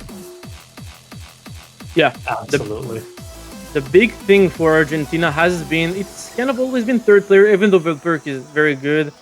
There's been an issue on some of the more mechanical picks, and some of the DT picks as well, because Story doesn't really play DT. And in the end game, now they have Narcs, who's a newcomer, but Narcs has been a very underrated player for a long time, and seeing them play now for Argentina is very, very nice. Will be very interesting to see if that fills some of the gaps that Argentina had last year. I think this year they have the potential to go and reach for that 1st place, maybe against the seed 1 that we'll be talking about right next after that. But yeah, definitely they can take it all, I believe, this year. They absolutely can, and this is an incredibly exciting roster to get to see as we move on to seed number 1. And it's going to be the US of A. What a surprise. USA, they've done it again. They've seeded at that number 1 spot. They're back here. The OGs coming back maybe one last time. We're not sure. With, of course, a couple of new additions here, but still Sekre, Creeper, and Lexi, those big 3, putting in the work for many of these, so many of these years, and they're here once again to try and prove that they are the best in the business. Every single map being at least top 3. Yeah, absolutely. They're here to defend their title from last year. Will they be able to do it? This year is going to be a bit more challenging than last year because their roster got slightly weaker, losing players like Roswald, Colin, and Trent, replaced by the 47th, Elox and Yeater, and Argentina also got a bit stronger, so it's gonna be a fierce competition at the top, but they take qualifiers at least, and we'll be excited to seeing if they can manage to get 2 in a row. Yep. It's gonna be a great CWC. Only time will tell, and we will see the United States in the round of 32 go up against South Korea. Yeah. If That you would have asked me that really 4 years ago, I would not have believed you. But here we That are. really is something. That really is something, kind of a cruel twist of fate moment almost. I mean, yeah, that really is incredible. I wouldn't have believed you either. But it has happened, and yeah, this is just going to be such a great Catch World Cup. I'm honestly so excited. I've never been more excited for a tournament as I have for this one. But that will be it for the qualifiers seed reveal, as we hand over to some other casters for this wonderful map pool that our staff have put together. Yeah, hello guys. Thank you guys so much for watching the seed reveal, and please stick around for the Round of 32 map pool showcase that's going to be handled by some other casters here. Yeah, it's gonna be Fuhi and Connor, your usual duo. But for the seedings, thanks for having watched us and enjoy the showcase.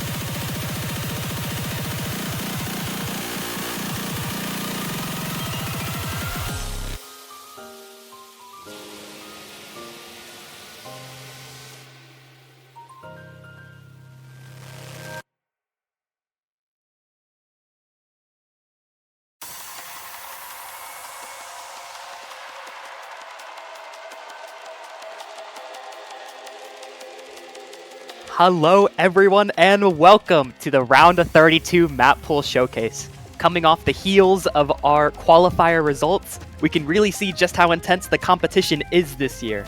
There were so many more teams, we had to salute the fallen, and overall witness some amazing performances from some of our higher seeded teams. I am joined today by a first-time commentator, CTB Whitecat. Never before been here on the commentary desk. How are you today, Mr. CTB Whitecat? How's it going, bro? Doing good. What's up, Connor? Hey, man. It ain't CTB Whitecat, bro. You know who it is. Yep. Classic Kanafuhi duo. Just like in, what, 2023, 2024? Yeah, man, you've been here forever. Connor's already clip farming, bro. Connor's already clip farming. You changed your name. Crazy. That is not clip farming. Your name is CTB Yeah. Whitecat. Look it up. You know what's funny, too? I even unironically paid for it, bro. Really? I paid for the name change, yeah. Hey, I I'm don't sure know. that money's going into the prize pool, man. I'm sure of it. Well, yeah, it's going Yeah. into the hype of the prize pool as we go straight into this map pool, round of 32. Congrats to all the teams who qualified. Iceland, by the way, shout out to Iceland. I can't believe that they actually pulled through. And Russia too, Russia top 3. I was completely not expecting that. That was completely taken back. Yeah, you should have seen this guy in VC. Just, oh, Iceland. Oh, Iceland better make it. He was shaking the entire time, and then Iceland made it. So, yeah, huge shout out to Iceland. Now they can see what maps they have to perform on as we jump into Nomad 1. Alright, gonna be Lunatic Mirage, mapped by Archer. This is going to be kind of a new showcase for how we're going to be handling Nomad 1s this year. Generally, a lot of the songs we use are going to be a lot faster BPM-wise. And they are still going to be fitting of the standard that we've kind of showcased in qualifiers.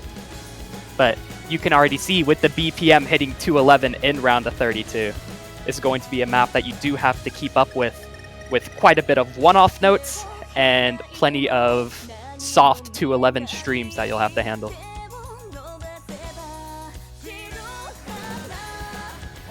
Yeah, one thing to point out is that it's already very similar BPM to Nomad 1. Although, like, you can already realize it's a lot less harsh on, like, the snaps. I don't know if that's just the style that Bunray usually does with a lot of the snappier high SV sliders, but there's a lot more flow here. Very apparent right off the bat. You have to compensate it for a round of 32 beauties playing in the earlier stages. Gonna be our way to compensate while handling the higher BPM. This song's also banger. I love this song. I've been listening to it all week. Yeah, that's on you, bro. What? I'm not the only one. I won't share my opinions on anything, bro. You know what I mean? Okay. Like, if I speak, I'm in big trouble. Oh, okay. Okay. I appreciate your brutal honesty. This song's terrible! No! I'm kidding. Okay, thank you. It's just because it's not a custom. Oh, so that's what you're after. Osu Original Fanatic. I don't know, yeah, is there any customs in this? You know, that's not really for me to Hard to say. say. I don't know. Yeah, I have no idea. I'm going in completely blind. Yeah, especially with that commentary you did to open us up there, that was pretty solid. Yeah, fully Right. improv. Yeah, improv, that's genius. Yeah. Right off the heels, that's crazy. That's some insane diction. Yeah, I know. I saw the name was CTB Whitecat, and I didn't even know it was you, Mr. Fuhi, CTB. Cool yeah, kid. I'm undercover. Yeah.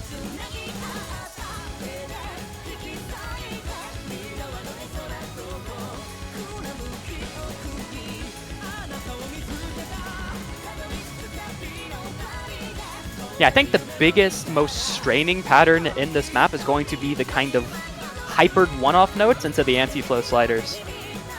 Can definitely be something that's a little easy to overdash. Definitely, or even underdash if you're just a little bit too slow given the high BPM. But given the length and consistency of this map, it's pretty apparent what its purpose is meant to be. And we are going to treat that as such.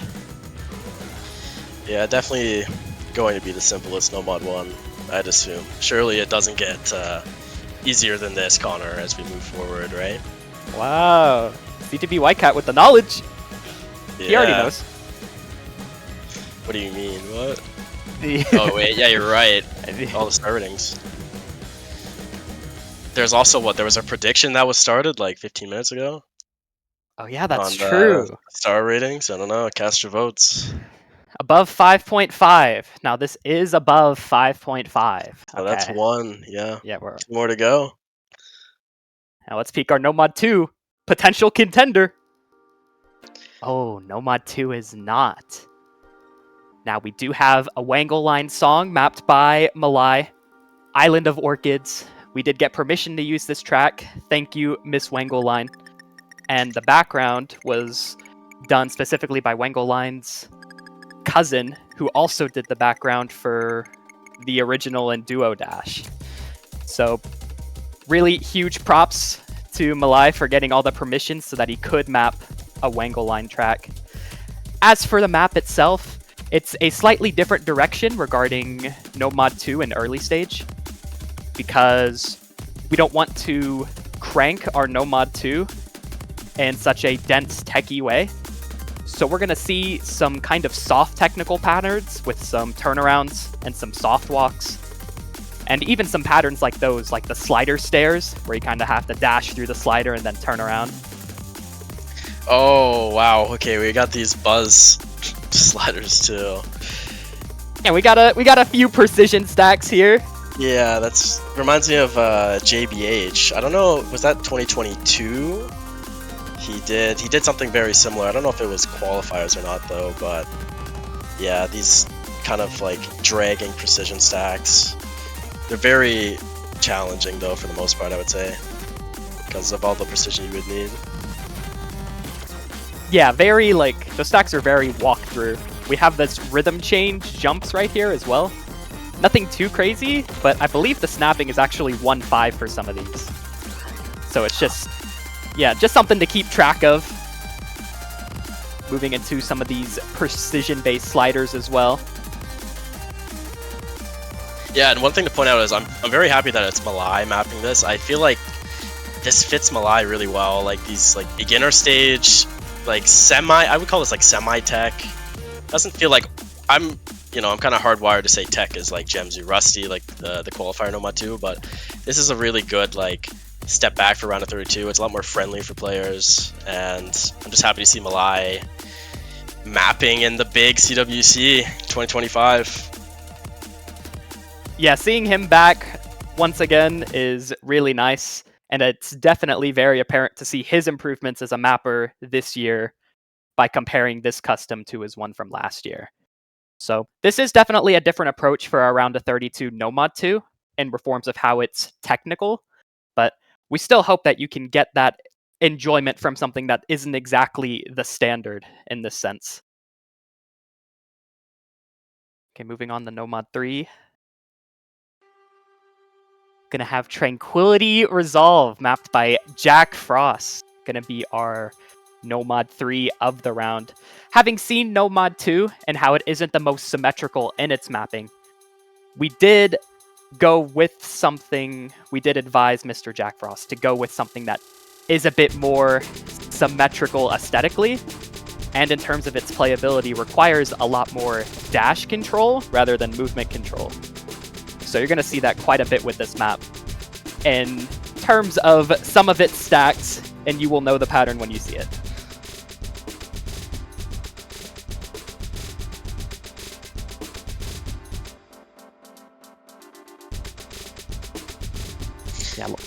Yeah, already these like these stacks here. What are these like? They look really strange. They look hard to play. Kind of looks like a really tight precision stack there. Yeah, very soft in these stacks especially. They take a bit of learning. Yeah, they take a bit of learning, but I find dash control being a very effective way to learn how to hit those in particular. But Ooh, okay. A little bit of like a timing type of stack there. Timing it with the hypers.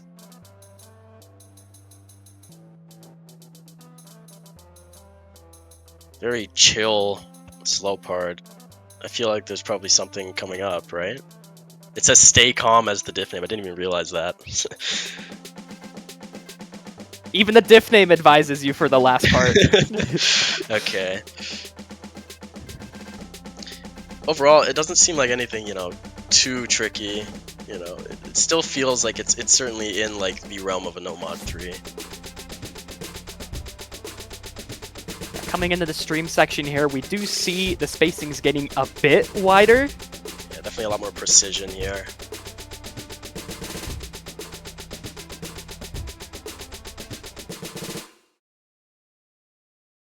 Okay. Overall, nothing too crazy for a No Mod 3. Just a lot of precision through a lot of those stacks is going to be the main skill set here. Can definitely see this as a practice map for some, figuring out just the perfect way to consistently hit a lot of these cut stacks. Yeah, not that bad. I think overall, like the slow parts obviously like kind of lose their difficulty, but you know, it kind of makes up for it with these like stack parts. I honestly think the hardest part in that is from what I've seen that those like four note 1/12 bursts at the beginning there, where you have to kind of drag your catcher along. It seems rather harsh for the beginning, but overall, I think it's very maintainable to get a Yeah, FC on if you practice. For sure. It's very adaptable. Listen to CTB Whitecat. Listen to your boy, yeah. Okay, moving on to No Mod So- 4. Move on, Kana. So, do you want to pronounce this, or do you want me to do my last like 10 seconds of improv practice to pronounce this title? I want you to do your last 10 seconds of improv practice. All right, let's go. Let's see here. We are on Ryoku Oshoku Shakai Hananinate. Damn! I'm learning, buddy. Yeah. Damn anymore. I'm improving. That's what I'm saying. He felt bad for me getting clip farmed last year. Can we get an applause for CTB Whitecat? Beautiful pronunciation. Thank you, buddy. I'm moving up in the world. Anyways, Now- this is No Mod 4. There's the converts, of course. You gotta have the convert. Contains apparently a bit of everything. I mean, so far it doesn't seem too harsh, but the main portion of this difficulty is going to come from the really tight jumps. So I feel it might be a little bit similar to No Mod 3 or the convert and the qualifiers, right? It'll be similar. We definitely have been taking a direction of having converts that include a bit more content within them, other than simply jumpy converts. There seemed to be the ones that we chose that did have more streams included and such, seem to generally be seen as more enjoyable. And with this one specifically, it does take a similar approach as qualifiers by having a lot of these streams, having some difficult jumps and such. And as well, for the sake of transparency, we are being more direct about how much we have changed a convert. And this one, we changed very little. There were only 2 jumps that we classified as being too harsh.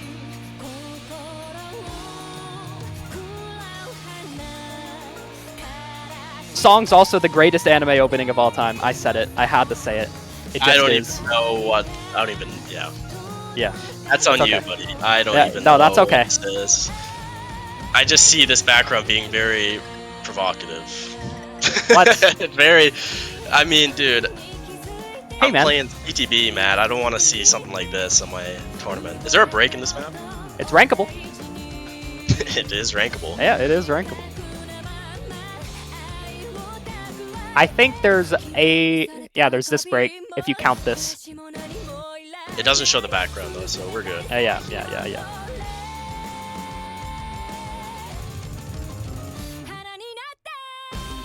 You can count that too.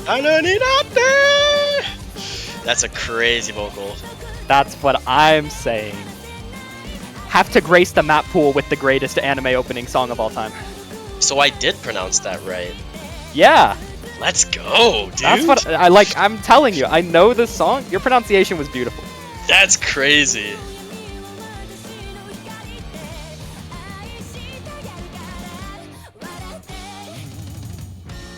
I think it also goes to show that you will not be clip farmed for that. But I definitely would have been. I got you, buddy. Thank you. But yeah, overall, bit of streams, mostly jumps are where the difficulty will stem from, but there are a few turnarounds as well. It definitely is the standard that we're trying to push this year, just having a lot of content in the convert.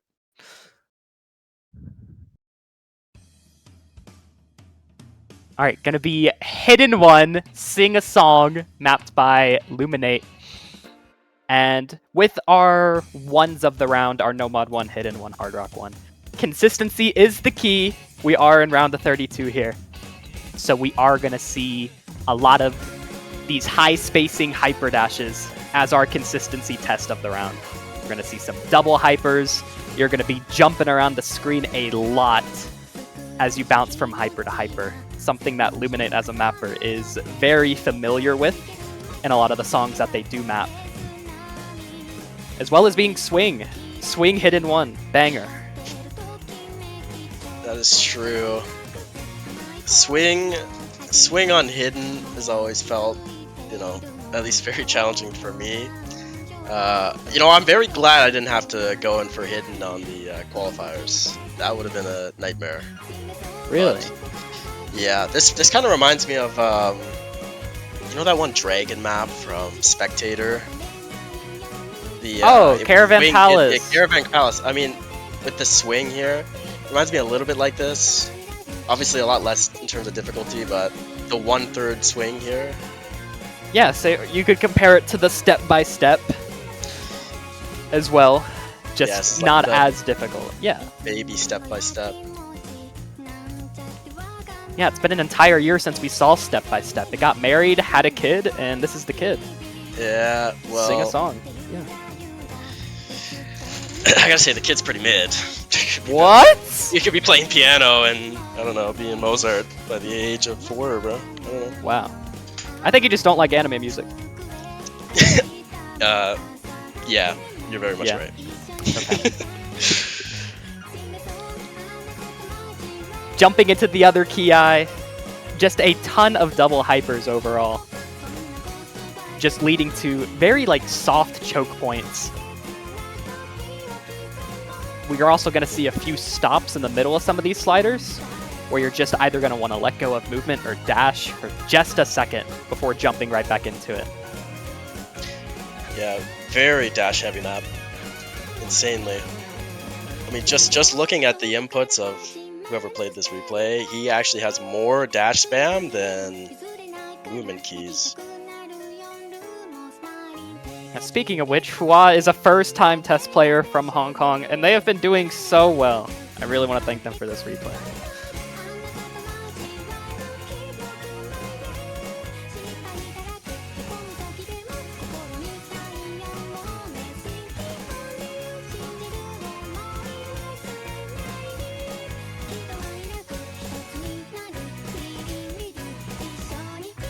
Having this little anti-flow section here.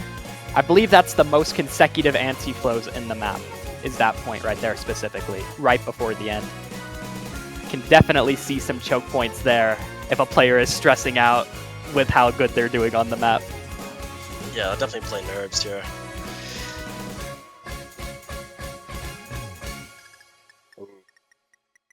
And you think we'll see a spin to win on that ever? No, it's hidden. Hey, dude, you never know, man. You know what? You're right. Swing like that, if you practice it, I think you could definitely get a down pat. Not me, but some people out there for sure. I think you could. I think you should Okay, try. yeah, you'll see me hitting one. All right, Anyway, you heard it here let's move first. on. CTB Whitecat, hidden one. Yeah, okay, let's move on, buddy. Yeah.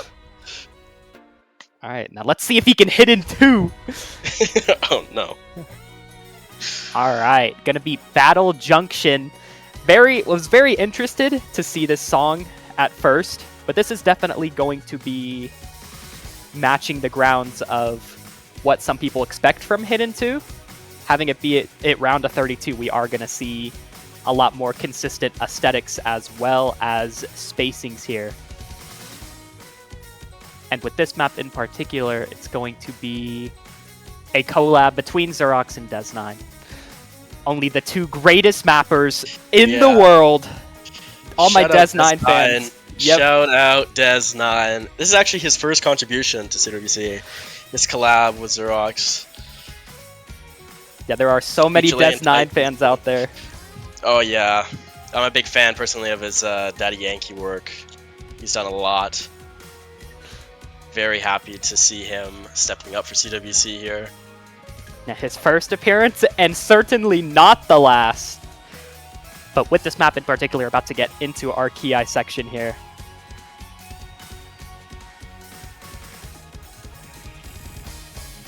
Bit of a soft wiggle there. Coming into some higher space dashes here. Pairing it with the taps. A bit more content in this map, I would say, than Hidden 1.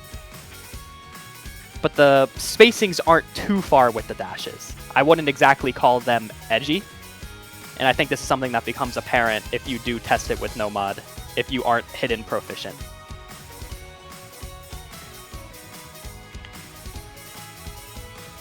Yeah, overall playing right into place with the Hidden 2 gimmick for sure. I think this is, this is my kryptonite. The worst of the worst in terms of how I would play. But I don't know, maybe we'll see CTP Whitecat Hidden Arc. What do you think? That's what I think. You're gonna practice Hidden 1. Yeah, you're gonna play Hidden 1 and be like, wait, that wasn't that bad. And then you're gonna play Hidden 2. It's gonna be great. Yeah, I once seen XGod actually say, if Fuhi decided to step up to playing low AR Hidden like he did IRL, then he would become the best in the world, and that is a lot to live up to. So needless to say, I name changed to CTP Whitecat, and Fuhi does not exist anymore, so we're on to a new chapter. That is the fakest quote I've heard all year. Okay, how about you search it up, buddy, and go find it yourself. You know what? I will, but that's a discussion for another time. Okay. Yeah. I'll find it on Reddit. All right, jumping into Hard Rock 1. Going to be Mission ASCII by Yoshi Green, 10-year operation. Now, some very few players may actually remember this song, as this was No Mod 5 back in CWC 2015 group stage, back when there were actually 6 no mods per pool. I'm very curious who in chat actually remembers this song or has heard it before. But in particular, Yoshi Green being the one who mapped this, it's a big callback where he pressed the boss key and minimized during match, unfortunately. No. Yeah, he remembers his own boss key incident 10 years after. It just goes to show how traumatizing that might be.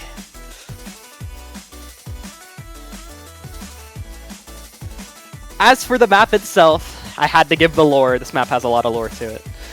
We are going to see a very, once again, matching with all of our ones, we are going to see a lot of consistency here.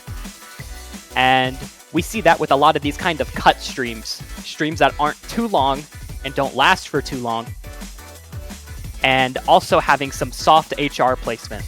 The note in between the streams that's non-hypered is going to be the biggest one that you see frequently.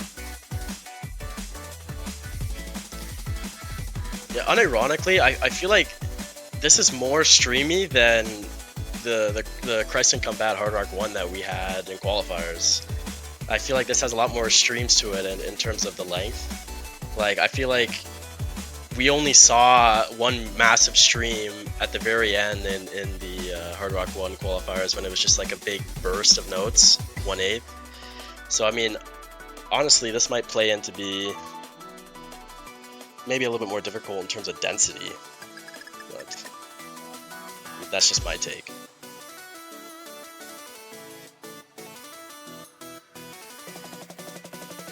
Yeah, we are going to see the soft density, but we do have the one stream buildup right there.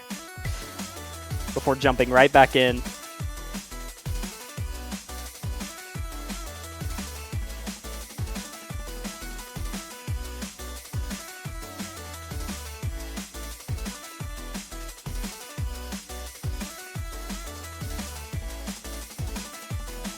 Yeah, still seeing some notes of those, of HR displacement.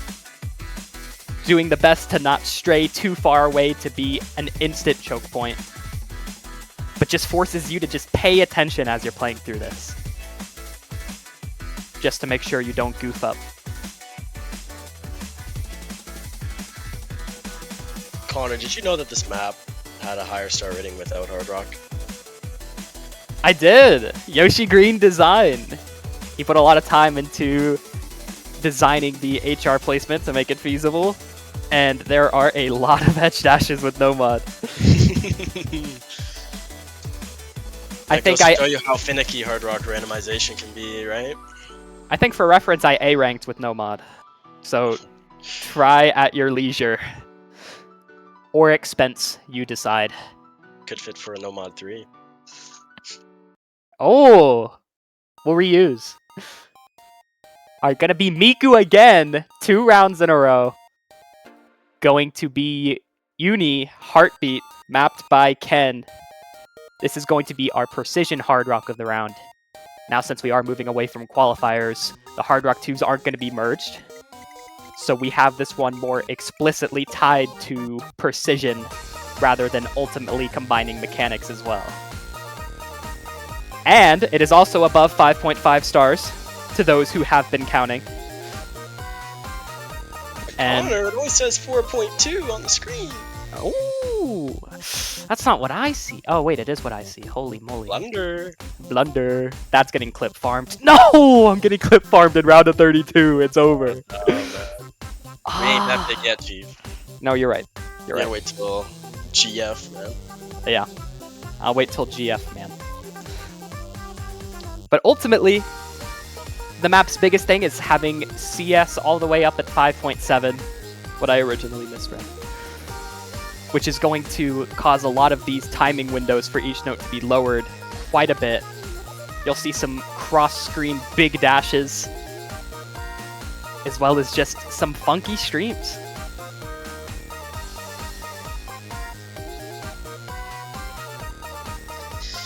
Yeah, and it's worth noting that after several test plays and checks for modding the map was actually barely changed. Actually, matter of fact, it needed no changes at all. So that's pretty impressive for a 2.5-minute map for, you know, the biggest tournament in Catch to not need any changes. So big shout out to Ken there.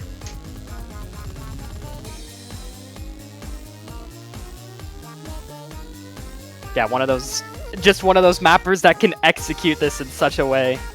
He is so well versed in CWC mapping. It's incredible what you can do with so much experience.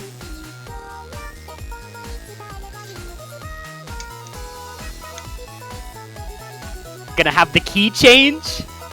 Gonna keep the flow going.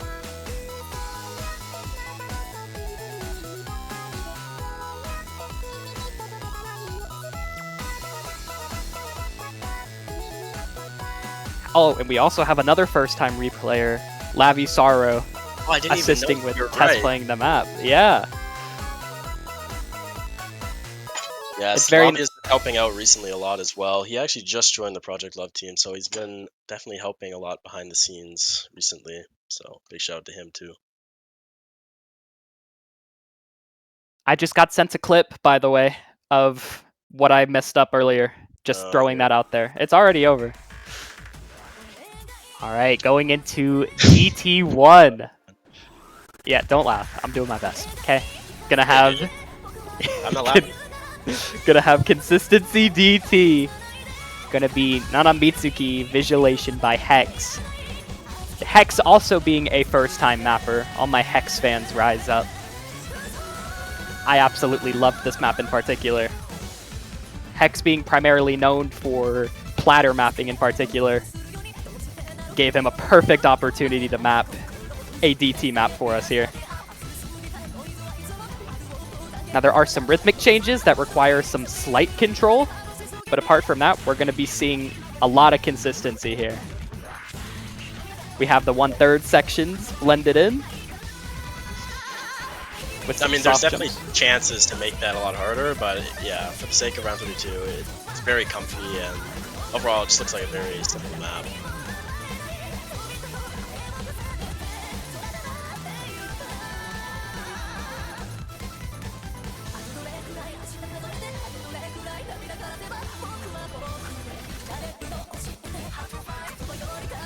We do have those jumps there, just a bit tricky.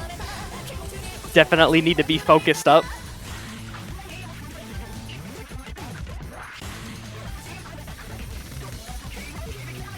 If we compare this to last year's DT1, we did raise the AR up to 8.5 rather than leaving it at 8.4.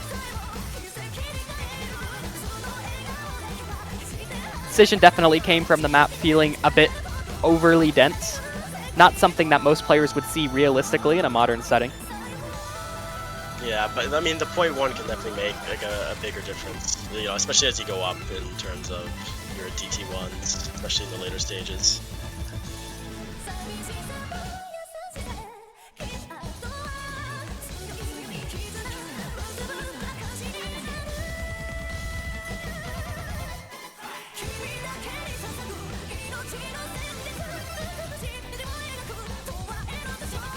Coming into our last chorus here. Going to have some longer drag sliders. We see that double 3-note stream as well. Ooh, that was a bit far. Yeah, just one final burst before ending the map. Ooh, that too, yeah. Very small spinner at the end there as well. I'm curious if we will see any spin to wins. I really hope we do, because it'll be good content, but we'll have to see. We add it for the content, you know. All That's for the content. priority. Yeah, it's all for content. All right, gonna be DT2, gonna be another Xerox map. Going to be a Turtle's Heart mapped by Millie. Wait, mapped by Xerox, made by Millie.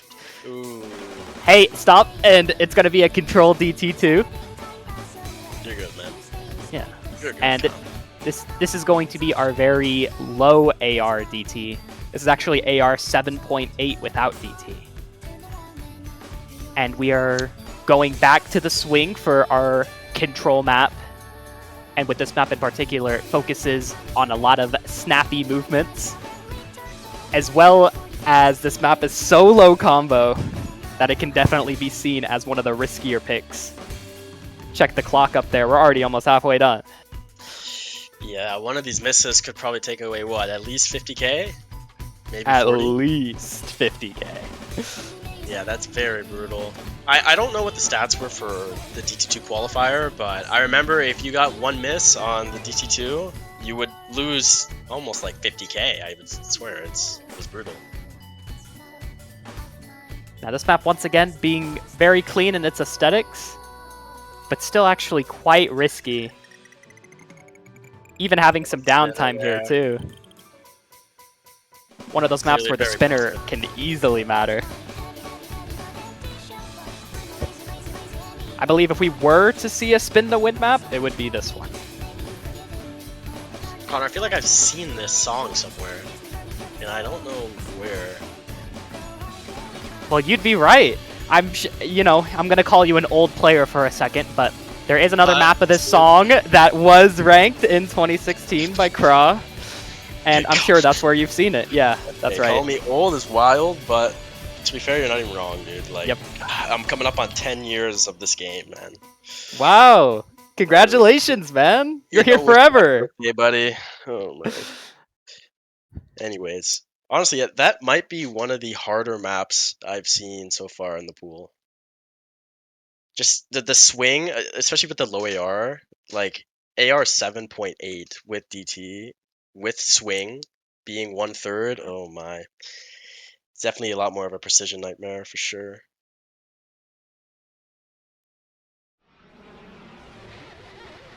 All right, going to be moving into our DT3. Ewan going to be... Oh, do you want to clip farm this, or is this me?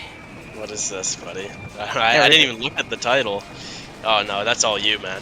All right. That's all you. I don't even know. Like, All right. go ahead. Shukufuku Saretase, or in other words, the confusion mapped by Ewan, going to be our stream density map.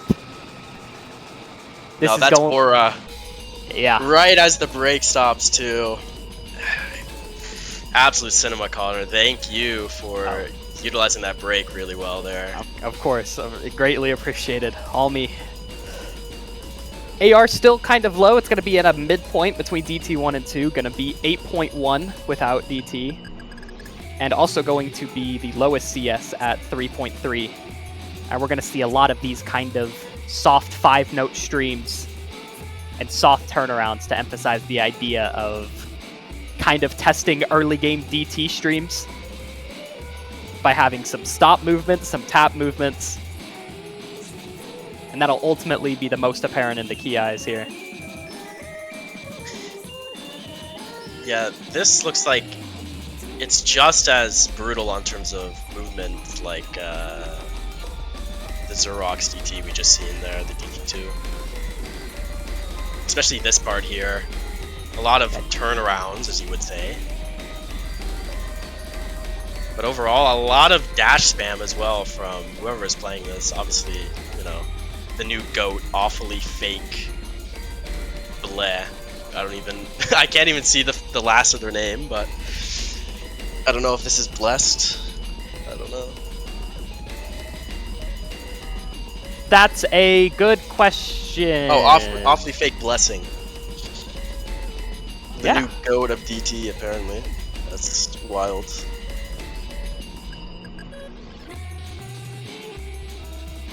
Do you know who that is? Nope. Really? Really? All right. What's the first letter of the first word? Oh. Yeah. Oh my. Really? Old man AFB stepping up once again to give a replay. No way. That's AFB. Of course it's AFB. Of course. He has never lost his stuff. I thought you were messing with me. That's crazy. He still got it. You know, the classic saying, Unk still got it, and that holds true for at least round of 32. Yeah, it's the classic XCon quote. AFB still got it. Yeah, on Reddit, yeah. Totally. Yeah, on Reddit. I'll find it after. I'll send it to you.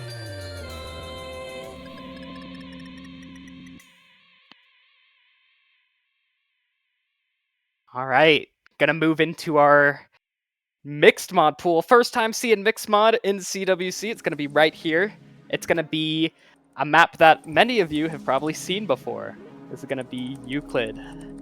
Spectator's Overdose. Gonna be our hybrid no mod. Wanting to try and use some existing maps this year to lighten the workload, and this is going to be our first instance of that with an existing specific. I hope y'all can understand. We've kept the full customs for essentially ever since I've been an advisor for 2 years. And we're just wanting to make it a little bit easier on our end, you could say. Yeah, one thing to point out immediately is that this is storyboarded from the looks of it. With these flashbangs, it looks like, trying to make it very dramatic for a round of 32. And we have a banger very soft song. story. Yeah. Very soft storyboard, have some particles in the back, have that, oh man, I don't know what that thing is called at the top. 2013 looking audio, Yep. like, yeah, kind of Yeah. waveform. I don't know what it is. How you describe that? Anybody musically gifted in the chat that can tell us what that thing at the top is? Yeah, anybody know Mozart in the chat? Yeah. Any Beethoven fans in the chat? I'm pretty sure Beethoven used one of these back in the day. Visualizer. Okay, it's a visualizer, you get it? Yeah, yeah. It's a visualizer, right? Because he was deaf, right? Yeah, he had to see it somehow. Oh wait, that's called a visualizer? Yeah. Oh, The thing at the okay. top, yeah. Oh, that's crazy. Anyways, for me, this, dude, I don't know why. This song reminds me of that one song that I feel like all the new kids on the block are DTing now. It's the... What's it called? It was a spec map back in the day. It's a Specs Overdose. I'll have to look it up on my own time, but this song sounds very old to me. This song has been around for a long time. We Yeah, also- this part. And I do want to keep in mind this is a CWC edit, and for the sake of being able to allow it to fit round to 32, we did make a CS adjustment and lower it to 4, and adjusted the hypers to make sure that they exist, as well as removing the spin trap.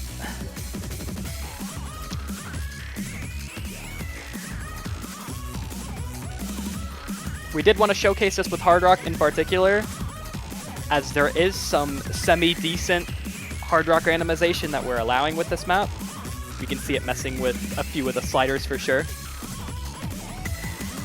But apart from that, this is going to be a very consistent map, as you can see.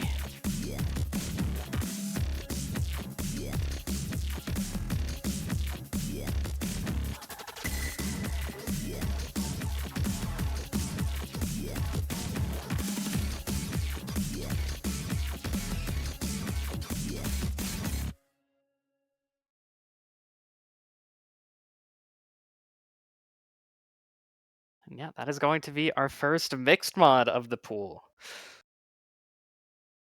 I absolutely love this map personally. I'm happy we found a place for it. It has been used in CWC in 2018, and it's making its callback. Has a long history of being here.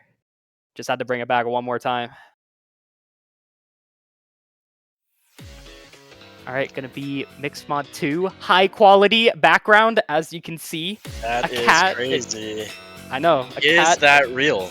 That is real. You can Google this image, and unfortunately, Google has censored the Osu off of the image, so you'll only see the cat on the Oh. computer screen. But this is the real image that we managed to find, once again, on Reddit. It does include the fan art. On Reddit. Great. On Reddit. It Seems like showcased their Reddit's the first. paradise. Yeah. Seems you like a find- Reddit sponsor. Can we get sponsored by Reddit? I think that's something we can push for.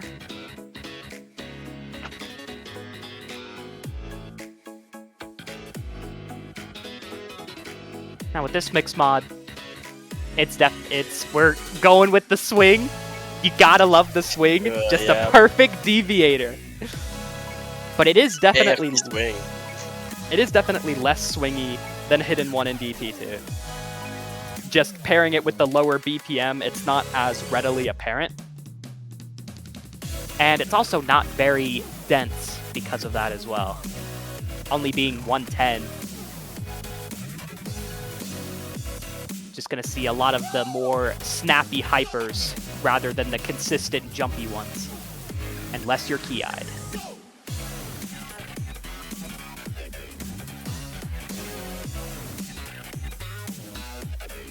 Yeah, some of these droplets look awfully, like, hard to go for. Some of them feel like you have to deviate your movement in, like, a really awkward way.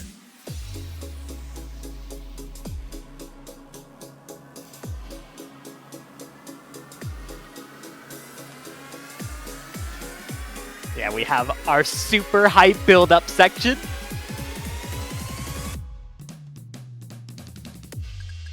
Wow. Hype. Boom. Yep. Oh, wow. Oh yeah, what? there you go. Yeah, bait There and we switch. go. That's crazy. Yeah, that got me, buddy. Yeah, I had you for a second. Yeah. My eyes are like the cat in the background now, dude. I'm like, what the hell? Yeah. Wait, is that a CDB White Cat reference? How'd you... Oh, he got it. That's crazy. I didn't know that. You should know. That's you in the background. Okay, buddy. Real cheeky. Only for you. Alright, mate. God, these droplets, dude. The droplets are a little Dark. brutal. Yeah, this is one of those Of course, that's we got definitely... our simple Yeah. man Fob on the duty here, of course. Yeah, had to call him up. Hello, Mushy Mushy. Please SS this map. And he performed! Yeah, and he delivered. We paid him for shipping and everything. Okay. A little too far, buddy. It's just All right. CWC. Yep, just CWC. And also our lifestyle. first tiebreaker of I'm CWC. excited, buddy. I'm excited. Gonna be DM Decoro. No I hints thought here. You're gonna make a sick build up there, but wait, Fire and Ice. Yes. Isn't This that like a is classic rhythm game? yes, this is a classic rhythm game. DM Decoro is very nice about his usage for songs. So we do have permission to use this. And this song in particular is a variety-filled song. Those who know the original chart will know exactly what I'm talking about. But we are going to see a ton of songs in one with this tiebreaker. This BPM feels like it's shifting everywhere. It is! There is a timing point approximately every 15 seconds.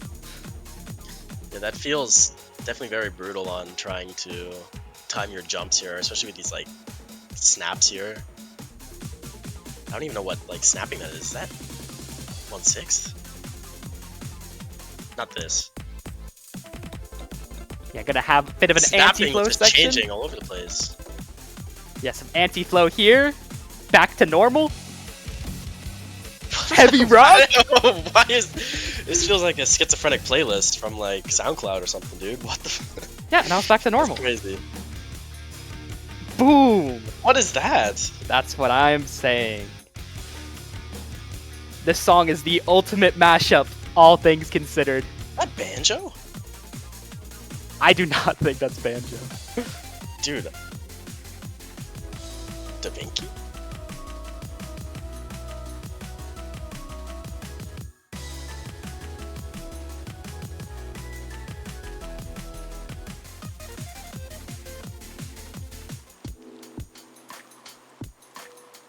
We got our little lo-fi slowdown as well.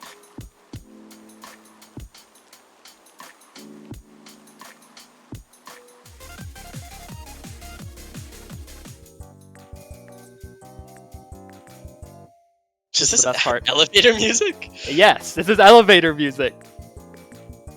This is absolute cinema. Wow. This is probably the most unique tiebreaker I've seen so far that at least I have witnessed. We do have an elevation here. Wow. Oh yeah. Did someone let These- Rockman in the chat? What the? Yeah, those sliders are Wow, large. those actually look really. That actually is definitely a bit difficult looking. Yeah, have these one-off taps. Got our DNB. Ah, damn.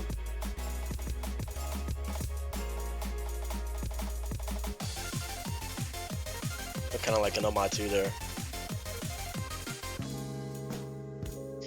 What? We got our full-flavored acoustic lo-fi. What?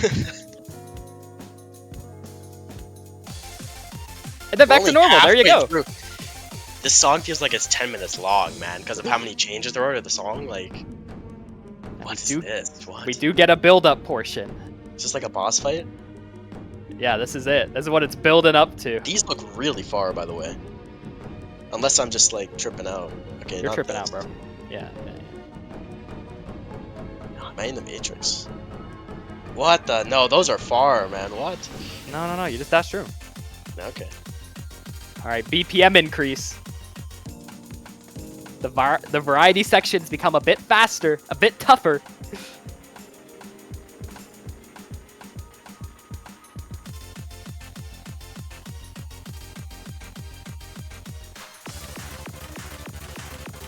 Got our super streaming Nomad 1!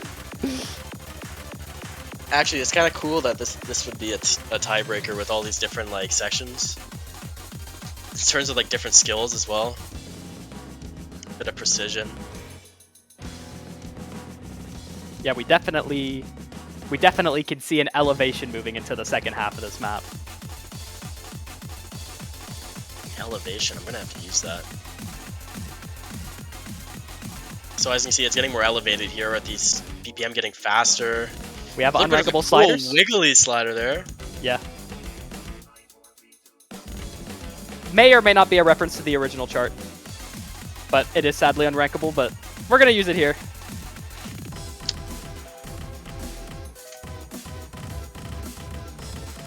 Gonna have some cut through wiggle streams here. Big choke point.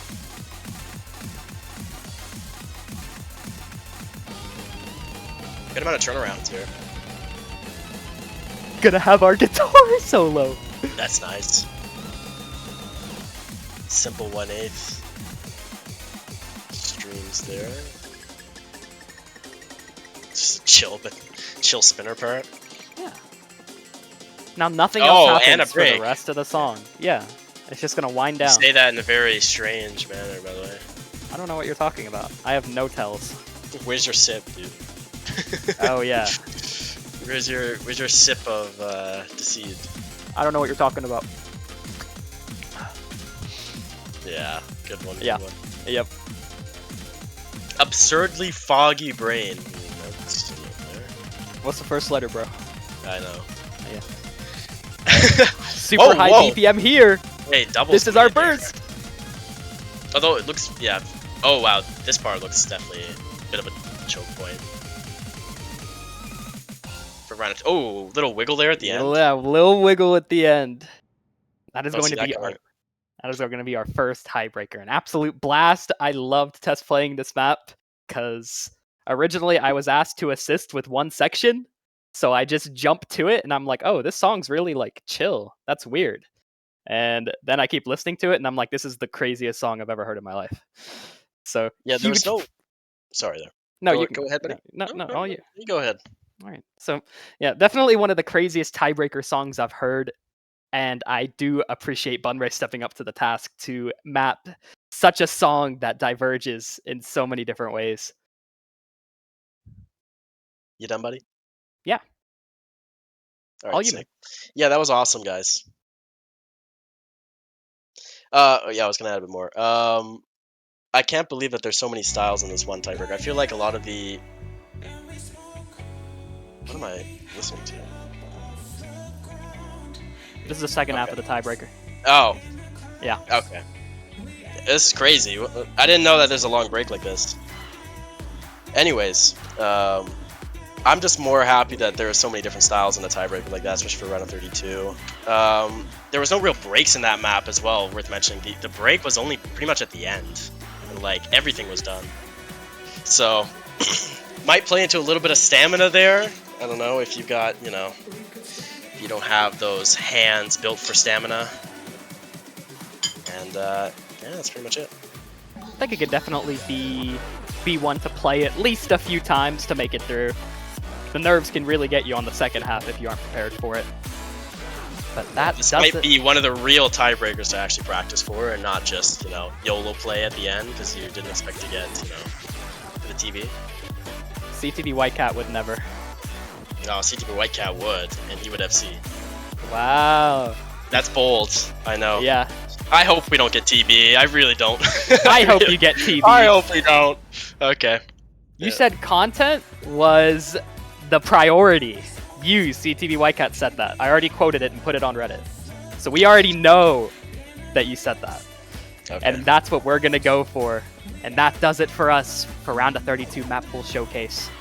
As always, I've been saying this for years and I'll say it again. Check the wiki page for all of your questions, comments, and concerns. There are people willing to help you if you need help organizing your scheduled match and or time. And also, to all of those playing, we do get to reveal where the Yoshis were in qualifiers very soon. Oh, I forgot about that. That's right. Keep your eyes open in our Yoshi Hunt channel in the Discord so that you can see if you found all of the Yoshis of the round. I bet you it's in the cat photo. It just feels too, photoshopped to not be. 'Cause, Oh, we did some stuff there, 100%. all right. CTV Whitecat's on to something. Okay, at this point, please just call me Fooey, dude. I don't All right. can't. I made him cave, ladies and gentlemen. It was Like, his what a idea, dog. by the way. Like Yeah. that. Yeah, that's right. But that's going to do it from us from the desk. Congratulations to all the teams that qualified. And if you did not qualify, it is still amazing that you participated and got to show off what your country was capable of. I hope to see the countries that played next year once again and hope that they join us.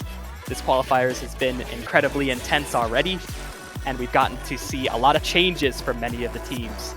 and it's been phenomenal to see the changes in performance and overall rosters of all these different countries as they come together for this year's World Cup. The amount of people that have joined us this year is absolutely amazing, and I'm very grateful that we have so many people joining us this year. Yeah, some really unique Titan teams. There's definitely names here that I haven't seen since at least 2022. I'm very happy to see Totobus as well coming back. I didn't think he would ever come back, but I'm very happy to see him come back. And Team France looks like Titans. Russia is crazy. Obviously, US still. I'm more curious to see if US can hold their ground with Podium, especially with Italy coming back. I didn't even think Italy would come back, but they decided to come back. I'm surprised those old farts did not quit, but they're still here, and we're all still here. So I think that's a wrap, Kana. Yeah, that is a wrap, Mr. Fuhi. Thank you. You're welcome. That's gonna do it from us. We will see you all this weekend for some amazing round of 32 matches, and hopefully a Canadian tiebreaker, as promised by CTV Whitecap. No, please. And then I will be right back here for round of 16 Map Pool Showcase in a week's time. Thank you all for joining us. Peace. Buy a banner. Bye-bye.